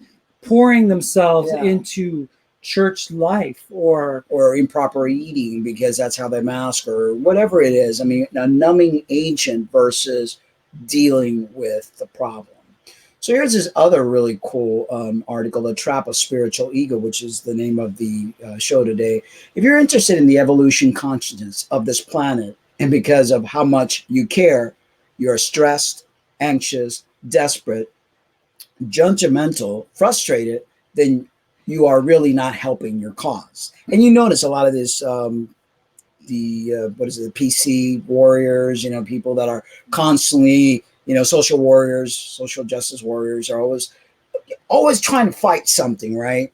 Well, you're contributing to the failure of your cause, instead of actually helping it, because you're constantly stressed, you're anxious, you're judgmental, you're frustrated, you're angry, you're doomsday scenario. Yep. The angry vegan, the burnt out purpose-driven entrepreneur, the judgmental climate change activist, the flat earther that will not be denied. Yeah. Not helping, really annoying sometimes. but dangerous to the cause always. Dangerous like a wolf dressed in sheep's clothing. The ego is sneaky. Insecurities get all dressed up as nobility. Deep fears are disguised in the robes of higher consciousness. Darkness is sold as light. Darkness is sold as light. Mm-hmm. But if you observe closely yourself or another, you can see that you can sense the deception. You can feel it in the energy of pushing and striving, agitating and fighting, labeling and separating, judging and overthinking. You can feel it in the exhausted bodies that carry the burden. These are the signs of being snared in the ego trap. The stench of martyrdom, the drained energy of burnout, the desperate need to attach to an identity. The work is to be able to sit in peace. And despite the bad that is going on out there, and then to take action from the heart. When we act from scarcity and fear, we contract global consciousness. When we act from abundance and love, we expand global consciousness. And to truly embody this path requires we go so deep into the core of our being to heal our trauma and wounds so wholly and lovingly that all the polarities, ideologies, and labels collapse into oneness. You know, that's the key here, folks. We might try to be the savior. We might try to be the guru. But ultimately, it's about healing you. It's about the work that you have to do as an individual. That's how we heal the collective, by each of us healing ourselves, by each of us doing the work that we need to do. Don't worry about your neighbor. Don't worry about other people. You've got to worry about healing yourself. That's where the true collective consciousness healings comes from. Not by thinking you're some sort of guru, thinking you're some sort of leader, telling people that Jesus is coming. None of that's going to help anything. You have got to do the work. You know, so many people are caught up sending people to hell, Mhm. but they don't realize that they're bringing hell to themselves. earth right now. Yeah, exactly. Because as I mentioned earlier, it's a collectiveness, and that disease is not just your next door neighbors. It's a collective thing that we are all feeling and we are all having to deal with. But you can't sit there and carry flags around and throw Bibles at people's heads and tell people what to believe in and what not to believe in. You have got to do the work. You have got to heal yourself. That's how it's going to happen. So we awaken to the realization that it doesn't effing matter. We can exhale a collective breath of relief. We are life expressing itself. The world on our shoulders that our egos have demanded we carry, we can drop. We can see guilt as another spell cast from our wily egos to keep us from obliterating it. We can become free and play like wild things. We can serve life with a spring in a step, love in our hearts, and a smile on our dial.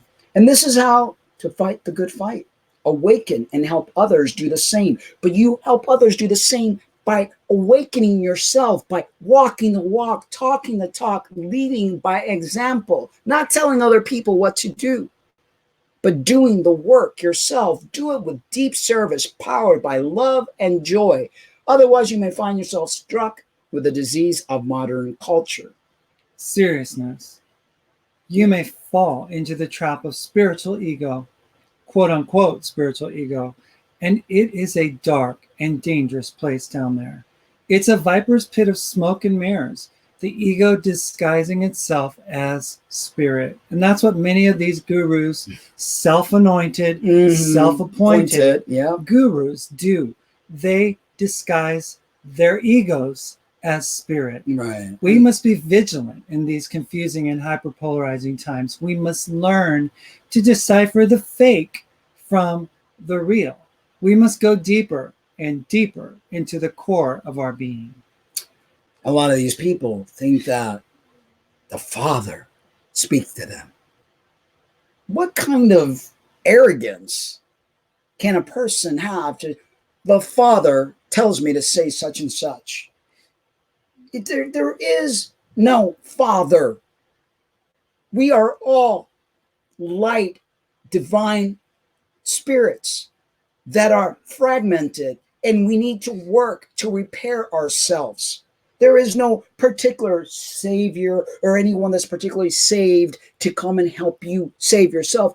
You are the one you're waiting for. You need to do the work. So we must learn to decipher the fake from the real. We must go deeper and deeper into the core of our being, create space, sit in silence, honor intuition, and examine the thoughts, feelings, and fears that arise. Explore from where they originate. Explore the wide expanse of open awareness. This is learning to just be in the infinite wholeness beyond all paradoxes of the mind. And it's very true, you know, that's that spiritual ego trap that, you know, many fall for. And then those that are weaker minded look up to those that are trying to prey on the weak minded.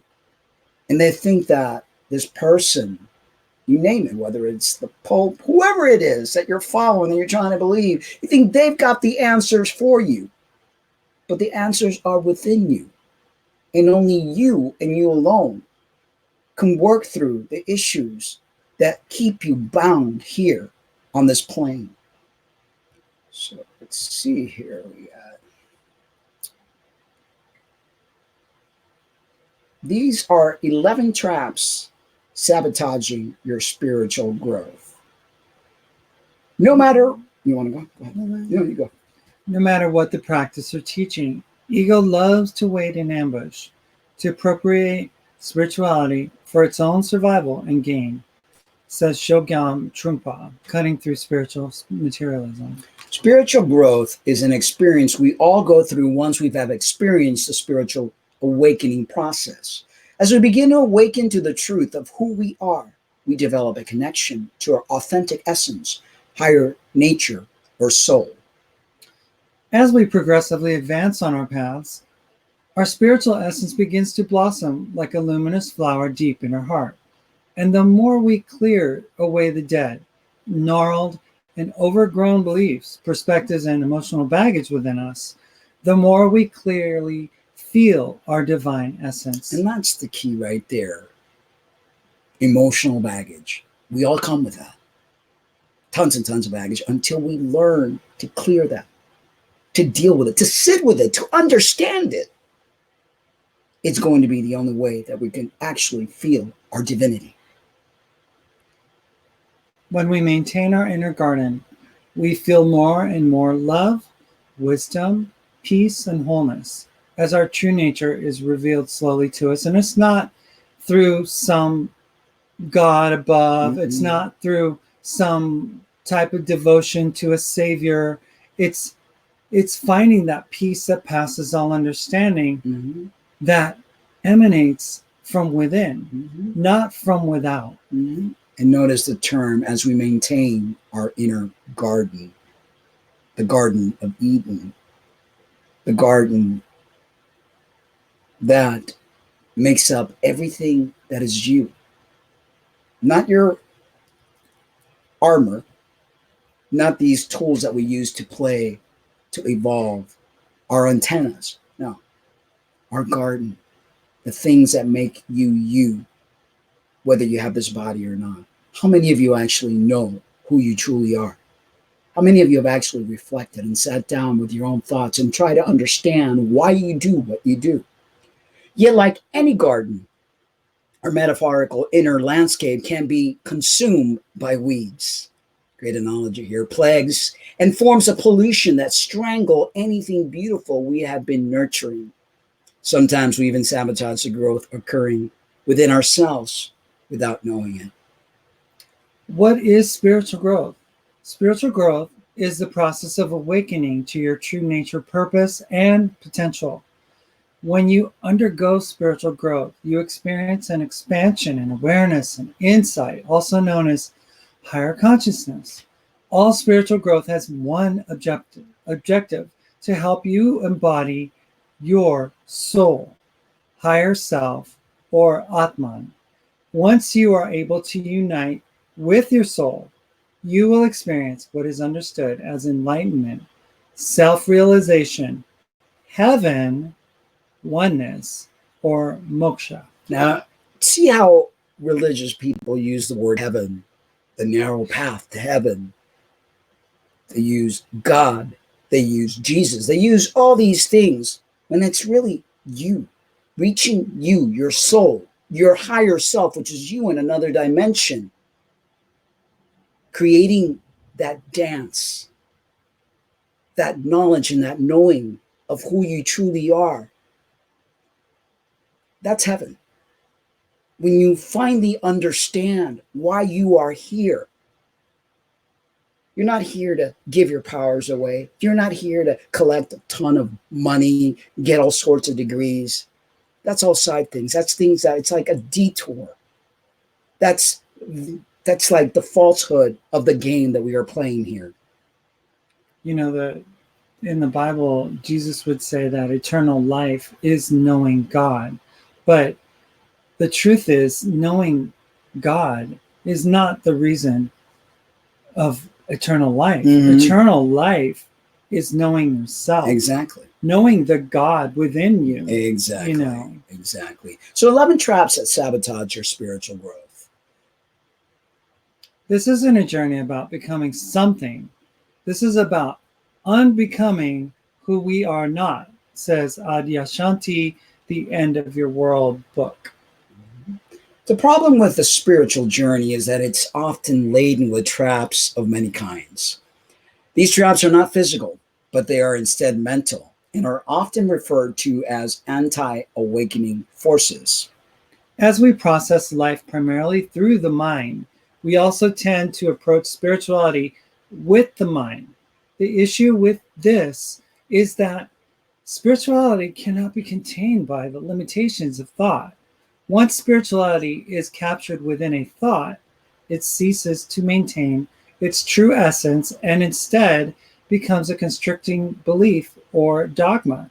In other words, spirituality loses its alive, ever-flowing essence once it is compartmentalized within the mind. And when people say, but I felt that experience and Jesus came into my life, or if you have a feeling attached to it, if you compartmentalize it, if you actually try to label it, then it's not real. It's your mind. Your mind is playing tricks on you. Most people don't know their soul because you're trying to use your five senses to understand this, and this is nothing that you could understand with your five senses. Think about it this way. Have you ever felt immense awe and wonder in the presence of something beautiful and enchanting like a sunrise? The moment you stop immersing yourself in that feeling of the sunrise and start taking a photo of it or describing it in a text message is the moment you're no longer truly present with that sunrise. Instead, you're filtering it through your thoughts or through a lens of some kind. The same can be said with spirituality. The more we use the mind to approach our soul, the further our soul feels. And that's something that's been told. You need to memorize scripture. You need to have the word of God on your heart, and in order to memorize, I don't know about you, but I grew up with this this thing that we used to do in church where kids would do Bible quiz and they would memorize a certain verse or a certain chapter or a certain book of the Bible. That takes a lot of mental processing. So this was all based on mind, right? But the moment we drop our thoughts and allow ourselves to purely feel our soul, suddenly we feel at home once again. Think of it like this. When you chase the sun on the horizon, thinking you will reach it, you never will, because it is an illusion. But when you stop, feel the sun's presence shining on your skin already, you will no longer chase anything. That is very deep and very true. It is difficult for us as mind-oriented beings to become conscious of our thoughts, as we've been conditioned to identify with them since a very young age. But once we can observe our thoughts and how they tend to sabotage our happiness, we will experience true spiritual growth. That's why meditation is so important, because it teaches you how to silence your mind. Your mind can be your worst enemy. Your mind can be altered and used by things outside of you to manipulate your thoughts. And this puts you very far away from what you're trying to reach, which is your soul. The article writer continues, below I want to share with you 11 of the most common traps that we fall into on the spiritual path. I have personally experienced these pitfalls many times, and they have resulted in a lot of pain and struggle. See how many of these traps you can identify with.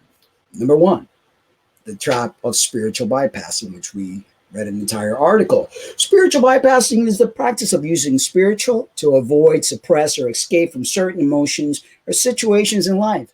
Common types of spiritual bypassing includes numbing one's emotion through spiritualized repression and avoidance, unhealthy obsession and attachment to the positive.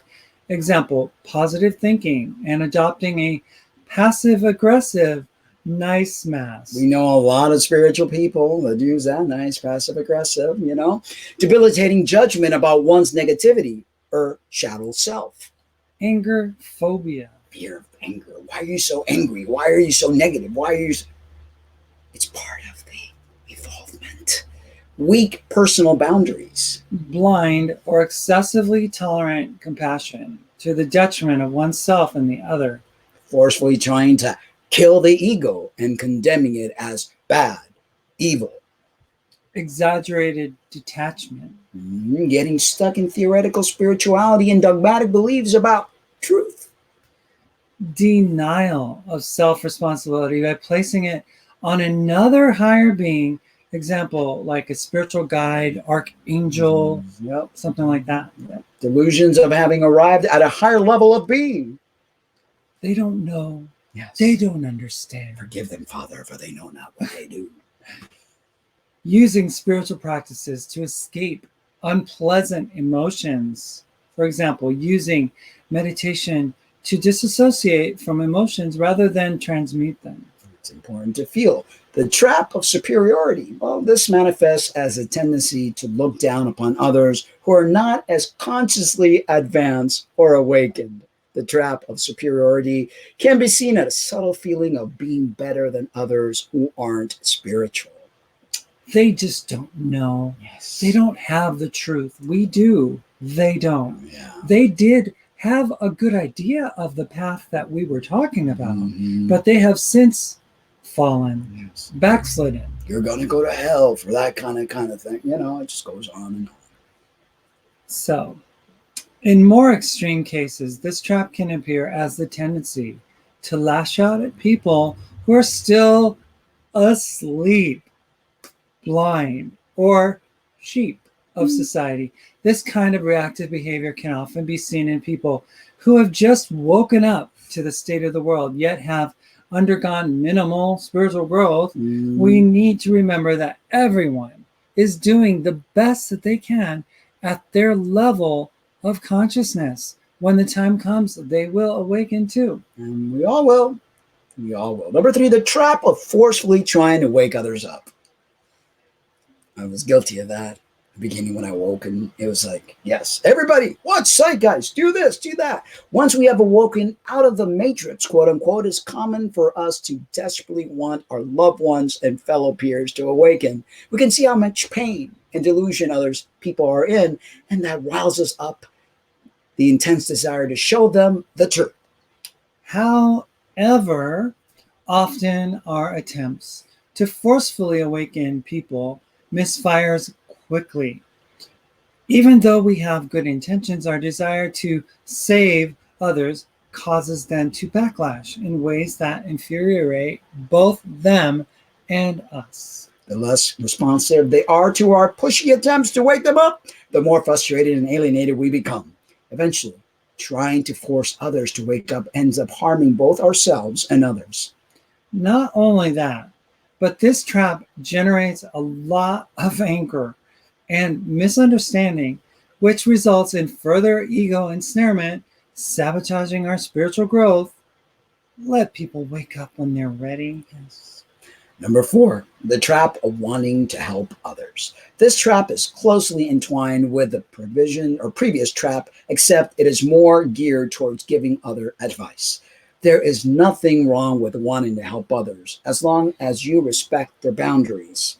But sometimes developing an expanded spiritual perspective gives the ego an opportunity to feel more knowledgeable than others, still trapped in an illusion. When unsolicited advice is given to others, the result can be disastrous. Think anger, upset, offense, etc. Wanting to help others can also be used as a way of escaping our need to help ourselves under the guise of being spiritual and compassionate. Helping others can be just another form of spiritual bypassing. Number 5, the trap of wanting to revolutionize the entire world. Once we wake up to the lies and corruption present in our current societal structure, many of us want to desperately change society. We fall into the trap of thinking that freedom, honesty, and justice can be created by changing the external system.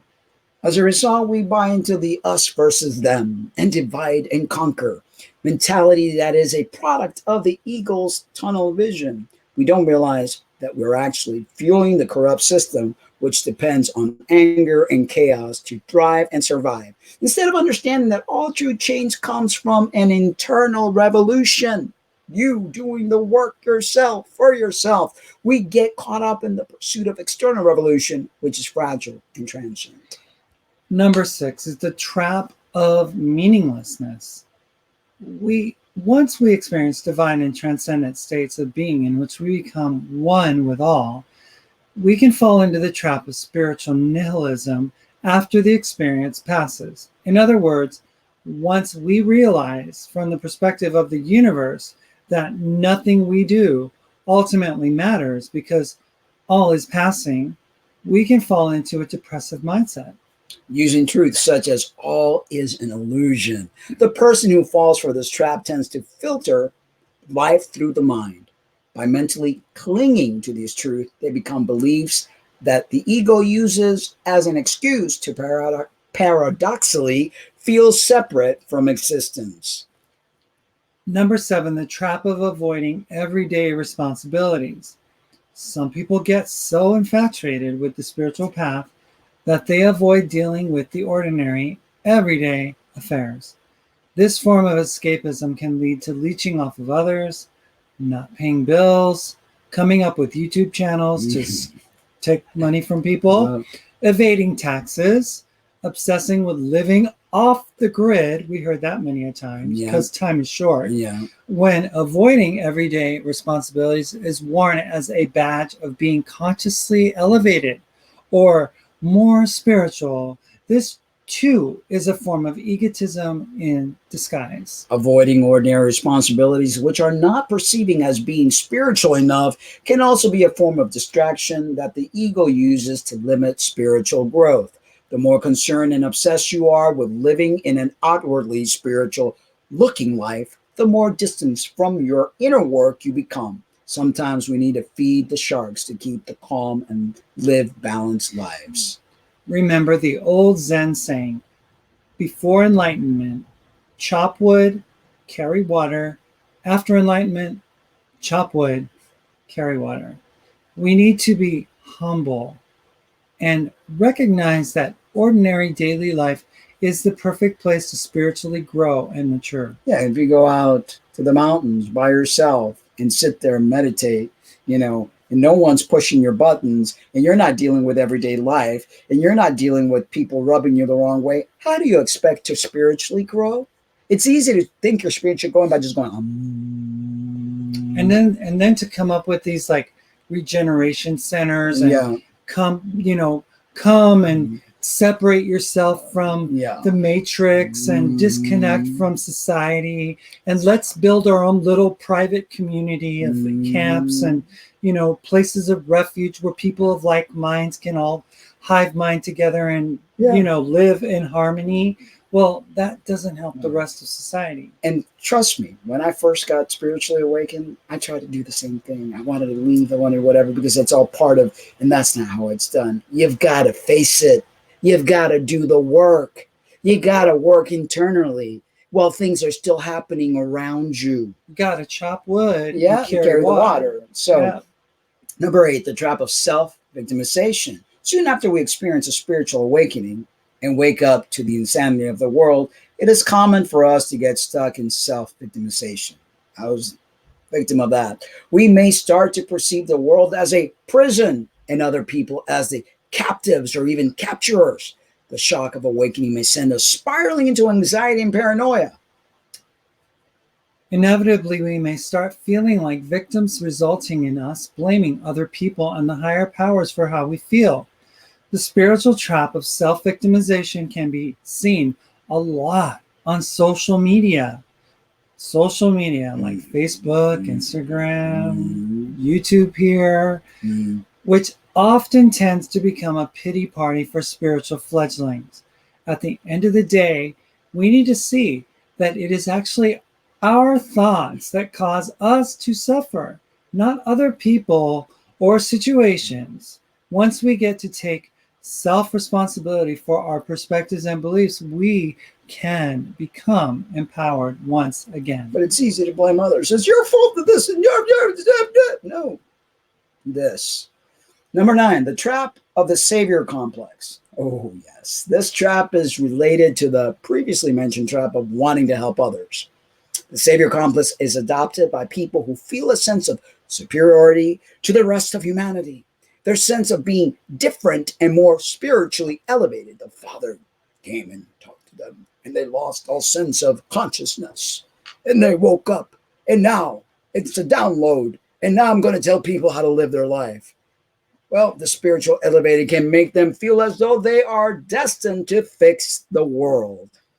This savior complex can most often be seen within the light worker or the special starseed, the healer, the guru circles, who tend to put themselves up on pedestals, believing it is their cosmic duty to save the planet, like they came from another dimension to bring this truth to the uneducated, uncivilized, humanity. This perception aligns with the belief that there is something wrong with reality and that other people are broken and they need to be fixed, which is an ego perspective.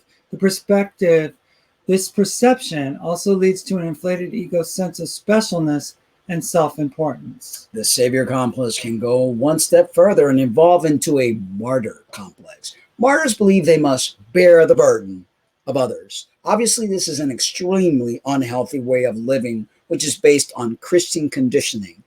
Think of the story of Jesus.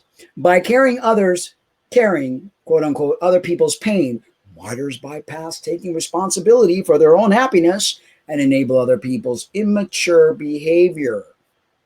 Read more about this on the book called Martyr's Complex. The trap of attachment, number 10. After experiencing profound and expansive mystical experiences, which often come after significant spiritual growth, it is common for us to attach to the experience. It can be painful to come down from these experiences and return back to life as normal, as usual, an enlightened reality.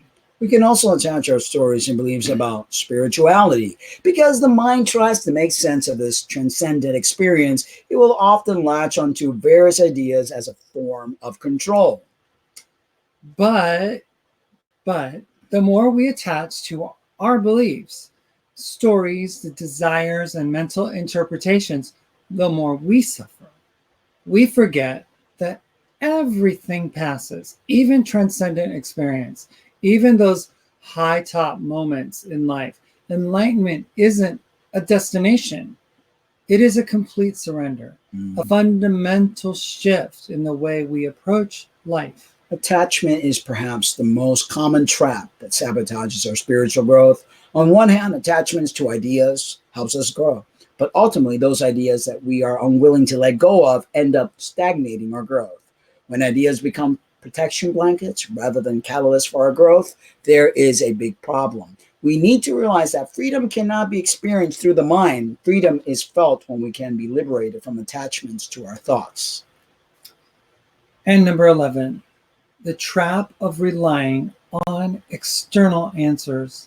That's something that, well, many religious belief systems are based on, Mhm. relying on external answers, external saviors, external gods, external baby Jesuses, all those things. Mhm. As we progress through our spiritual paths, it is normal and beneficial for us to seek out external support. Reading books, attending workshops and seminars, going to retreats, practicing holistic techniques, and getting a personal guru all help us experience spiritual growth.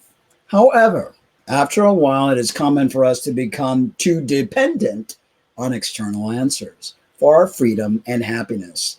This pitfall can be seen in many spiritual seekers' obsession and glorification of their gurus. In other words, projecting and disowning their divinity unto another. And that's used very much so in Christianity with their Jesus. Awakening Warrior says those groups turn into cults, lol, and also says like Jonestown. Mm-hmm. And then he says, preach it, lol. Eventually, as we become accustomed to constantly searching outside of ourselves for answers, we forget the presence of our own souls. Mm-hmm. We forget that our ultimate source of guidance and wisdom comes from within us. Mm-hmm. And instead, we keep chasing things outside of ourselves that we believe will enlighten us. We need to stop, pause, and reflect on our spiritual journey. Are we seeking out firsthand experience or secondhand experience given to us by others? Don't forget to look within for your answers as well, because it is by connecting with your soul that you will ultimately experience freedom. That's a really good article. Yep. Very good article. I think continues here. In order to see through and extricate ourselves from these traps, we need to be radically honest with ourselves.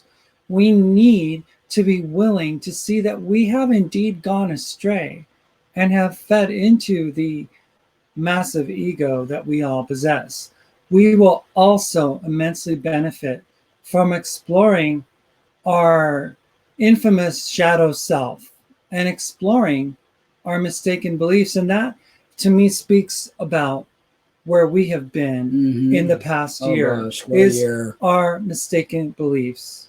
What a year. It's been a crazy year. I mean, I've been blamed, or I will be, I'm to blame. That's the word I'm looking for a lot of these things that I've read, thinking at one point, I had the answers, avoiding my own brokenness. And let me tell you, freedom lies when you are able to look within, when you are able to see your fault, when you're able to understand the you that you are, when you're able to sit with your own thought and not want to run away from it. It is very powerful when you do the work.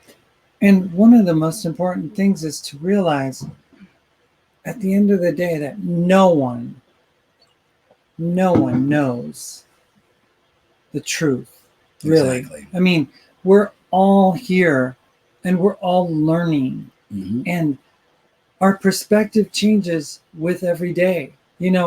I can be so believing in one sense of way of living, and then all of a sudden something happens which changes my perspective, and then I go, whoa, wait a minute.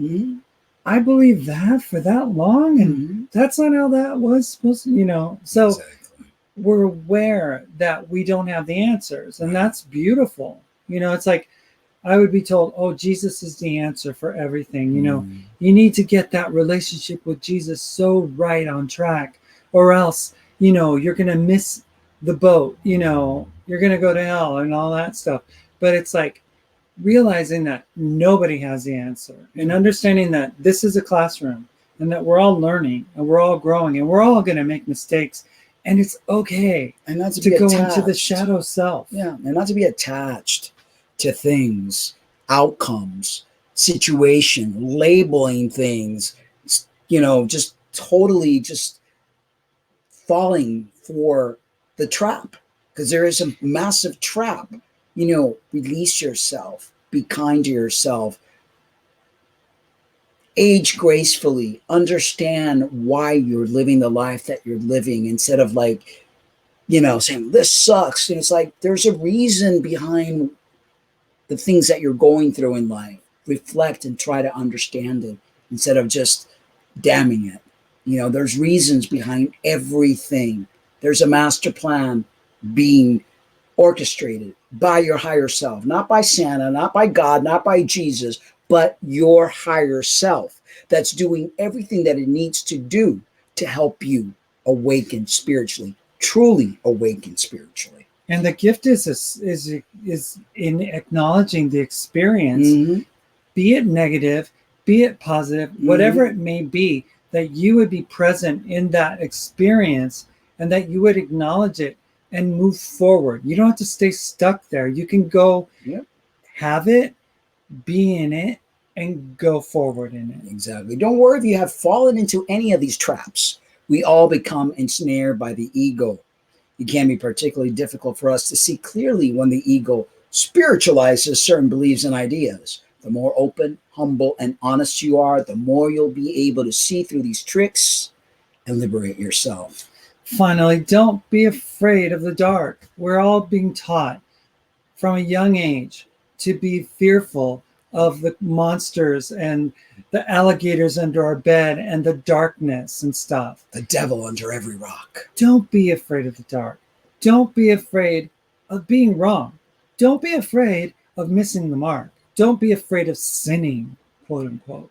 Everything, no matter how painful, is a learning opportunity. It's an experience. It's a gift, you know, to be able to walk through the mud and to get all dirty and to not feel good about it is literally a gift, because after you do that, you realize that you enjoy not doing it, right? And you relish the moments when you don't have to, right?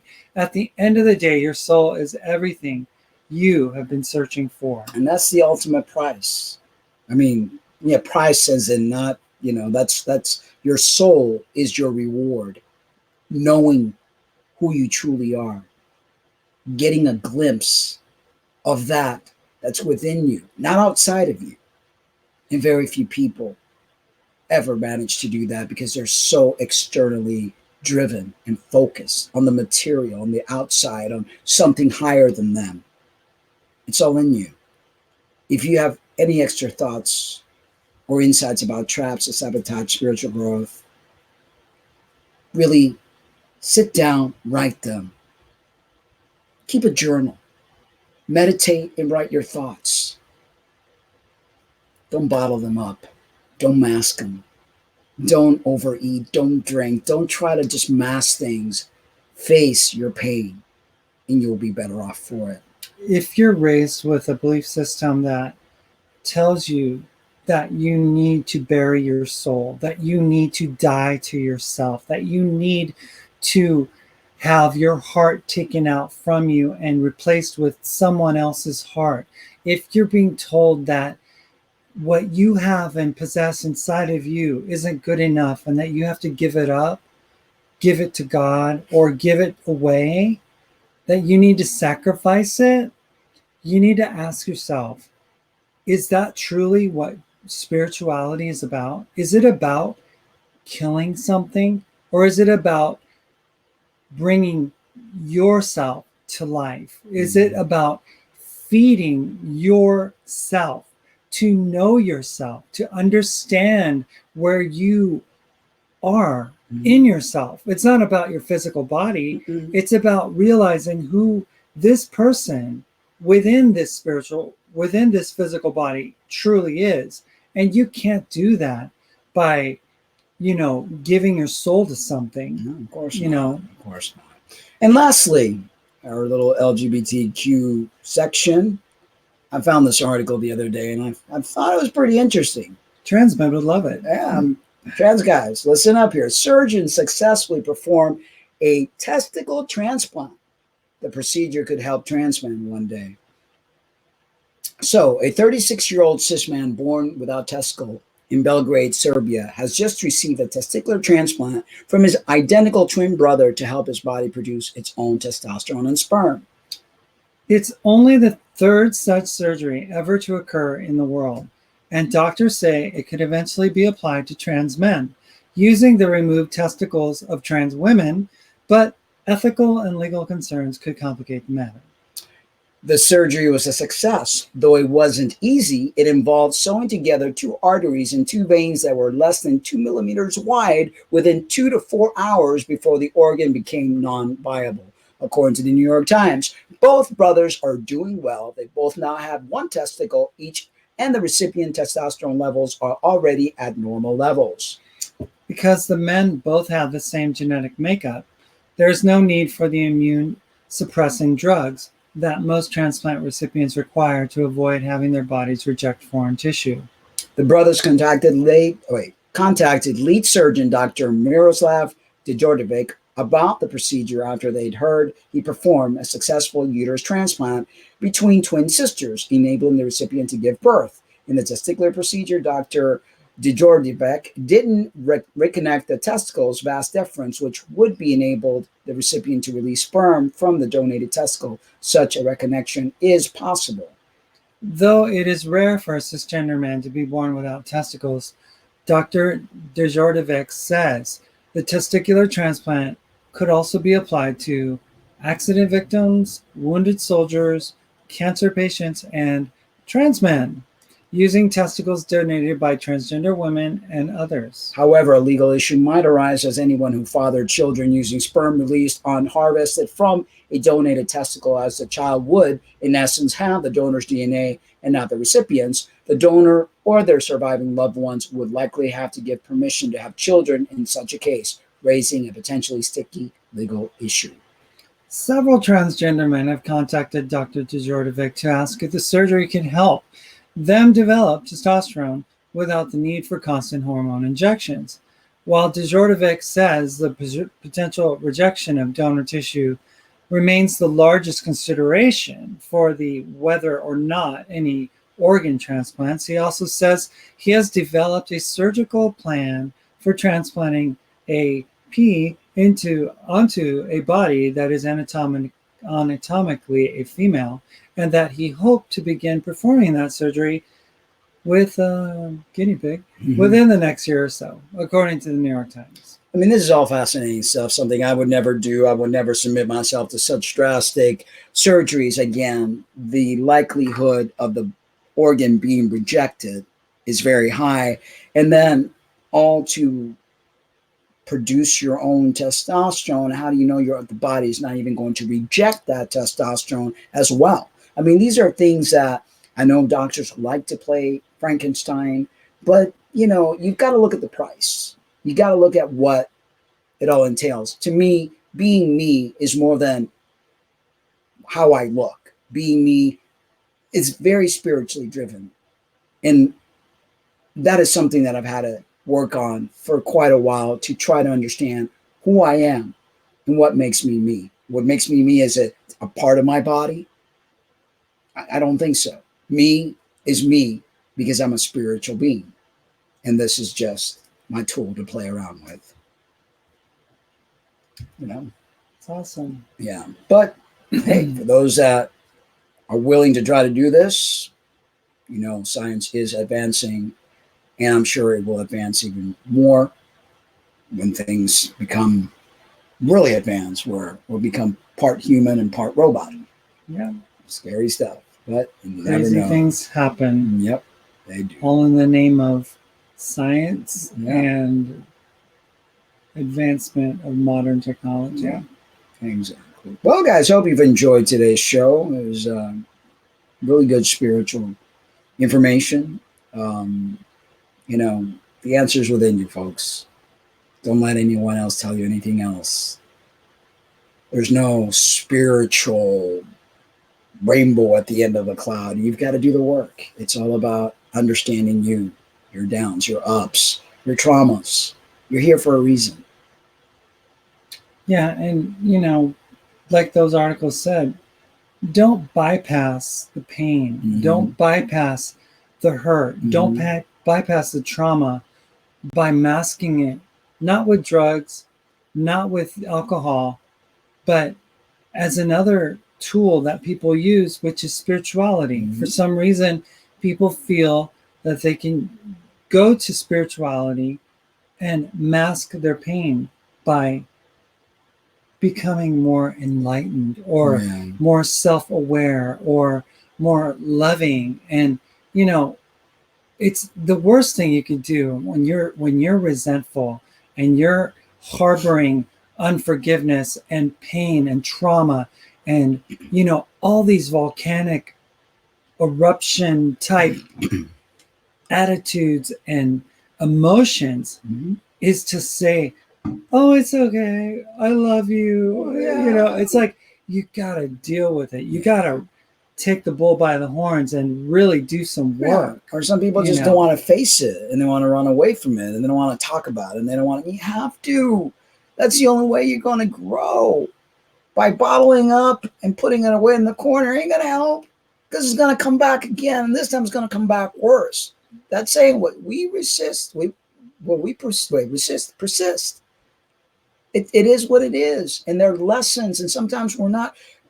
Very few people are really aware of their life and things that happen. But when you really start adding the pieces in your life and you start reflecting, you start going, wow, every relationship I have says the same thing. Every relationship I have points out that there must be something there that I have to learn.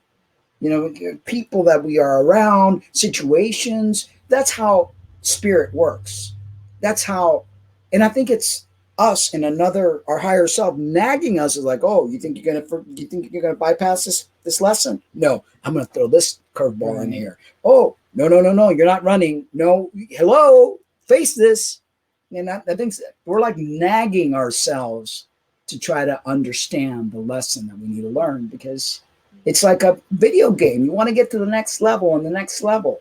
And you're not going to get there by wearing your little beads and doing the little hoo, whatever it is that people do to worship. You got to do the work.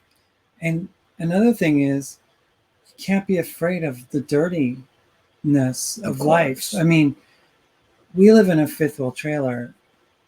We have to dump the junk, right? Do you enjoy doing that? Is that fun? No, but I do it because it's what it's got to be done. I mean, we use the bathroom. Right. Everyone pulls their pant leg up or whatever, and they have to use toilet paper and all that. Do you enjoy having to clean your butt? No, but if you don't, what happens? Yeah. I mean, it's like, it's a necessary part of life that we have to do the dirty stuff too. Yeah. And sometimes the dirty stuff involves dealing with those broken emotions and feelings and traumas and pains from the past that we have decided to procrastinate and to put aside and not be able to deal with because we couldn't handle it. Exactly. But at some point in life, we need to pull that stuff out of the closet and throw it out in front of us and sort it all out. And even though it means, it doesn't mean you have to put up with negative people. It doesn't mean you have to put up with family members that are not loving and accepting. It means that you let them go. You realize that you like literally cut the umbilical cord and understand that it's time to part ways and make peace with that. But if you continue to linger with that guilt, with that wanting to hold on, that's harming you. So what doesn't serve you, you must part ways with, and in a peaceful way, not in like an anger, resentment, but knowing like, okay, two ships that went through the night and they're just sailing apart. Well, and wish them well, wish them love, and hopefully, the next lifetime or whatever, things are better. I don't know. I think that one of the things that I heard this afternoon watching Jay Campbell and his wife Monica Campbell, Beautiful couple. they were talking about how, when you forgive other people, and we should do a show about it because it was really profound. When you choose to forgive other people, it's not that you're just like taking the easy road and you're just saying, letting their actions and stuff be like, exonerated and stuff. It's just that the longer you hold on to that pain that's associated with that person, the longer that unforgiveness is there because of what they've done, the more it affects you. Exactly. So you need to resolve forgiveness, not just for the other person, just because the other person deserves to be forgiven, which is a story that Christianity preaches is, forgive or you won't be forgiven. But forgive, because if you don't forgive, it will destroy you. So you forgive not just because, or you don't forgive because of what it's going to do for the other person. You forgive because of what it's going to do for you. It's going to release you. It's going to release you from their negativity, because their negativity is what holds you captive, right? Exactly. All right, guys, I think that's all we got. I hope you guys enjoy your holidays, whatever it is that you celebrate. Life is worth celebrating every day because we are divine beings. We're here. We chose to come here to play, use these vehicles, these tools that allow us to feel, to walk around. These antennas allow us to project and receive. And so we are very blessed to be able to be living in these times that we're going to see things that we never imagined. Don't be fearful. Don't let anyone feed you fear mongering, but allow yourself to understand why you're here. Be part of the solution. Don't add to the problem. Go within and free yourself from the trap. Things are getting better. They are not getting worse. Exactly. There is no end times coming. There are no last days. We are creating a better world today, and tomorrow will even be better and brighter. Exactly. All right, guys. Love you all. But remember to always love yourselves too. Good night and be well.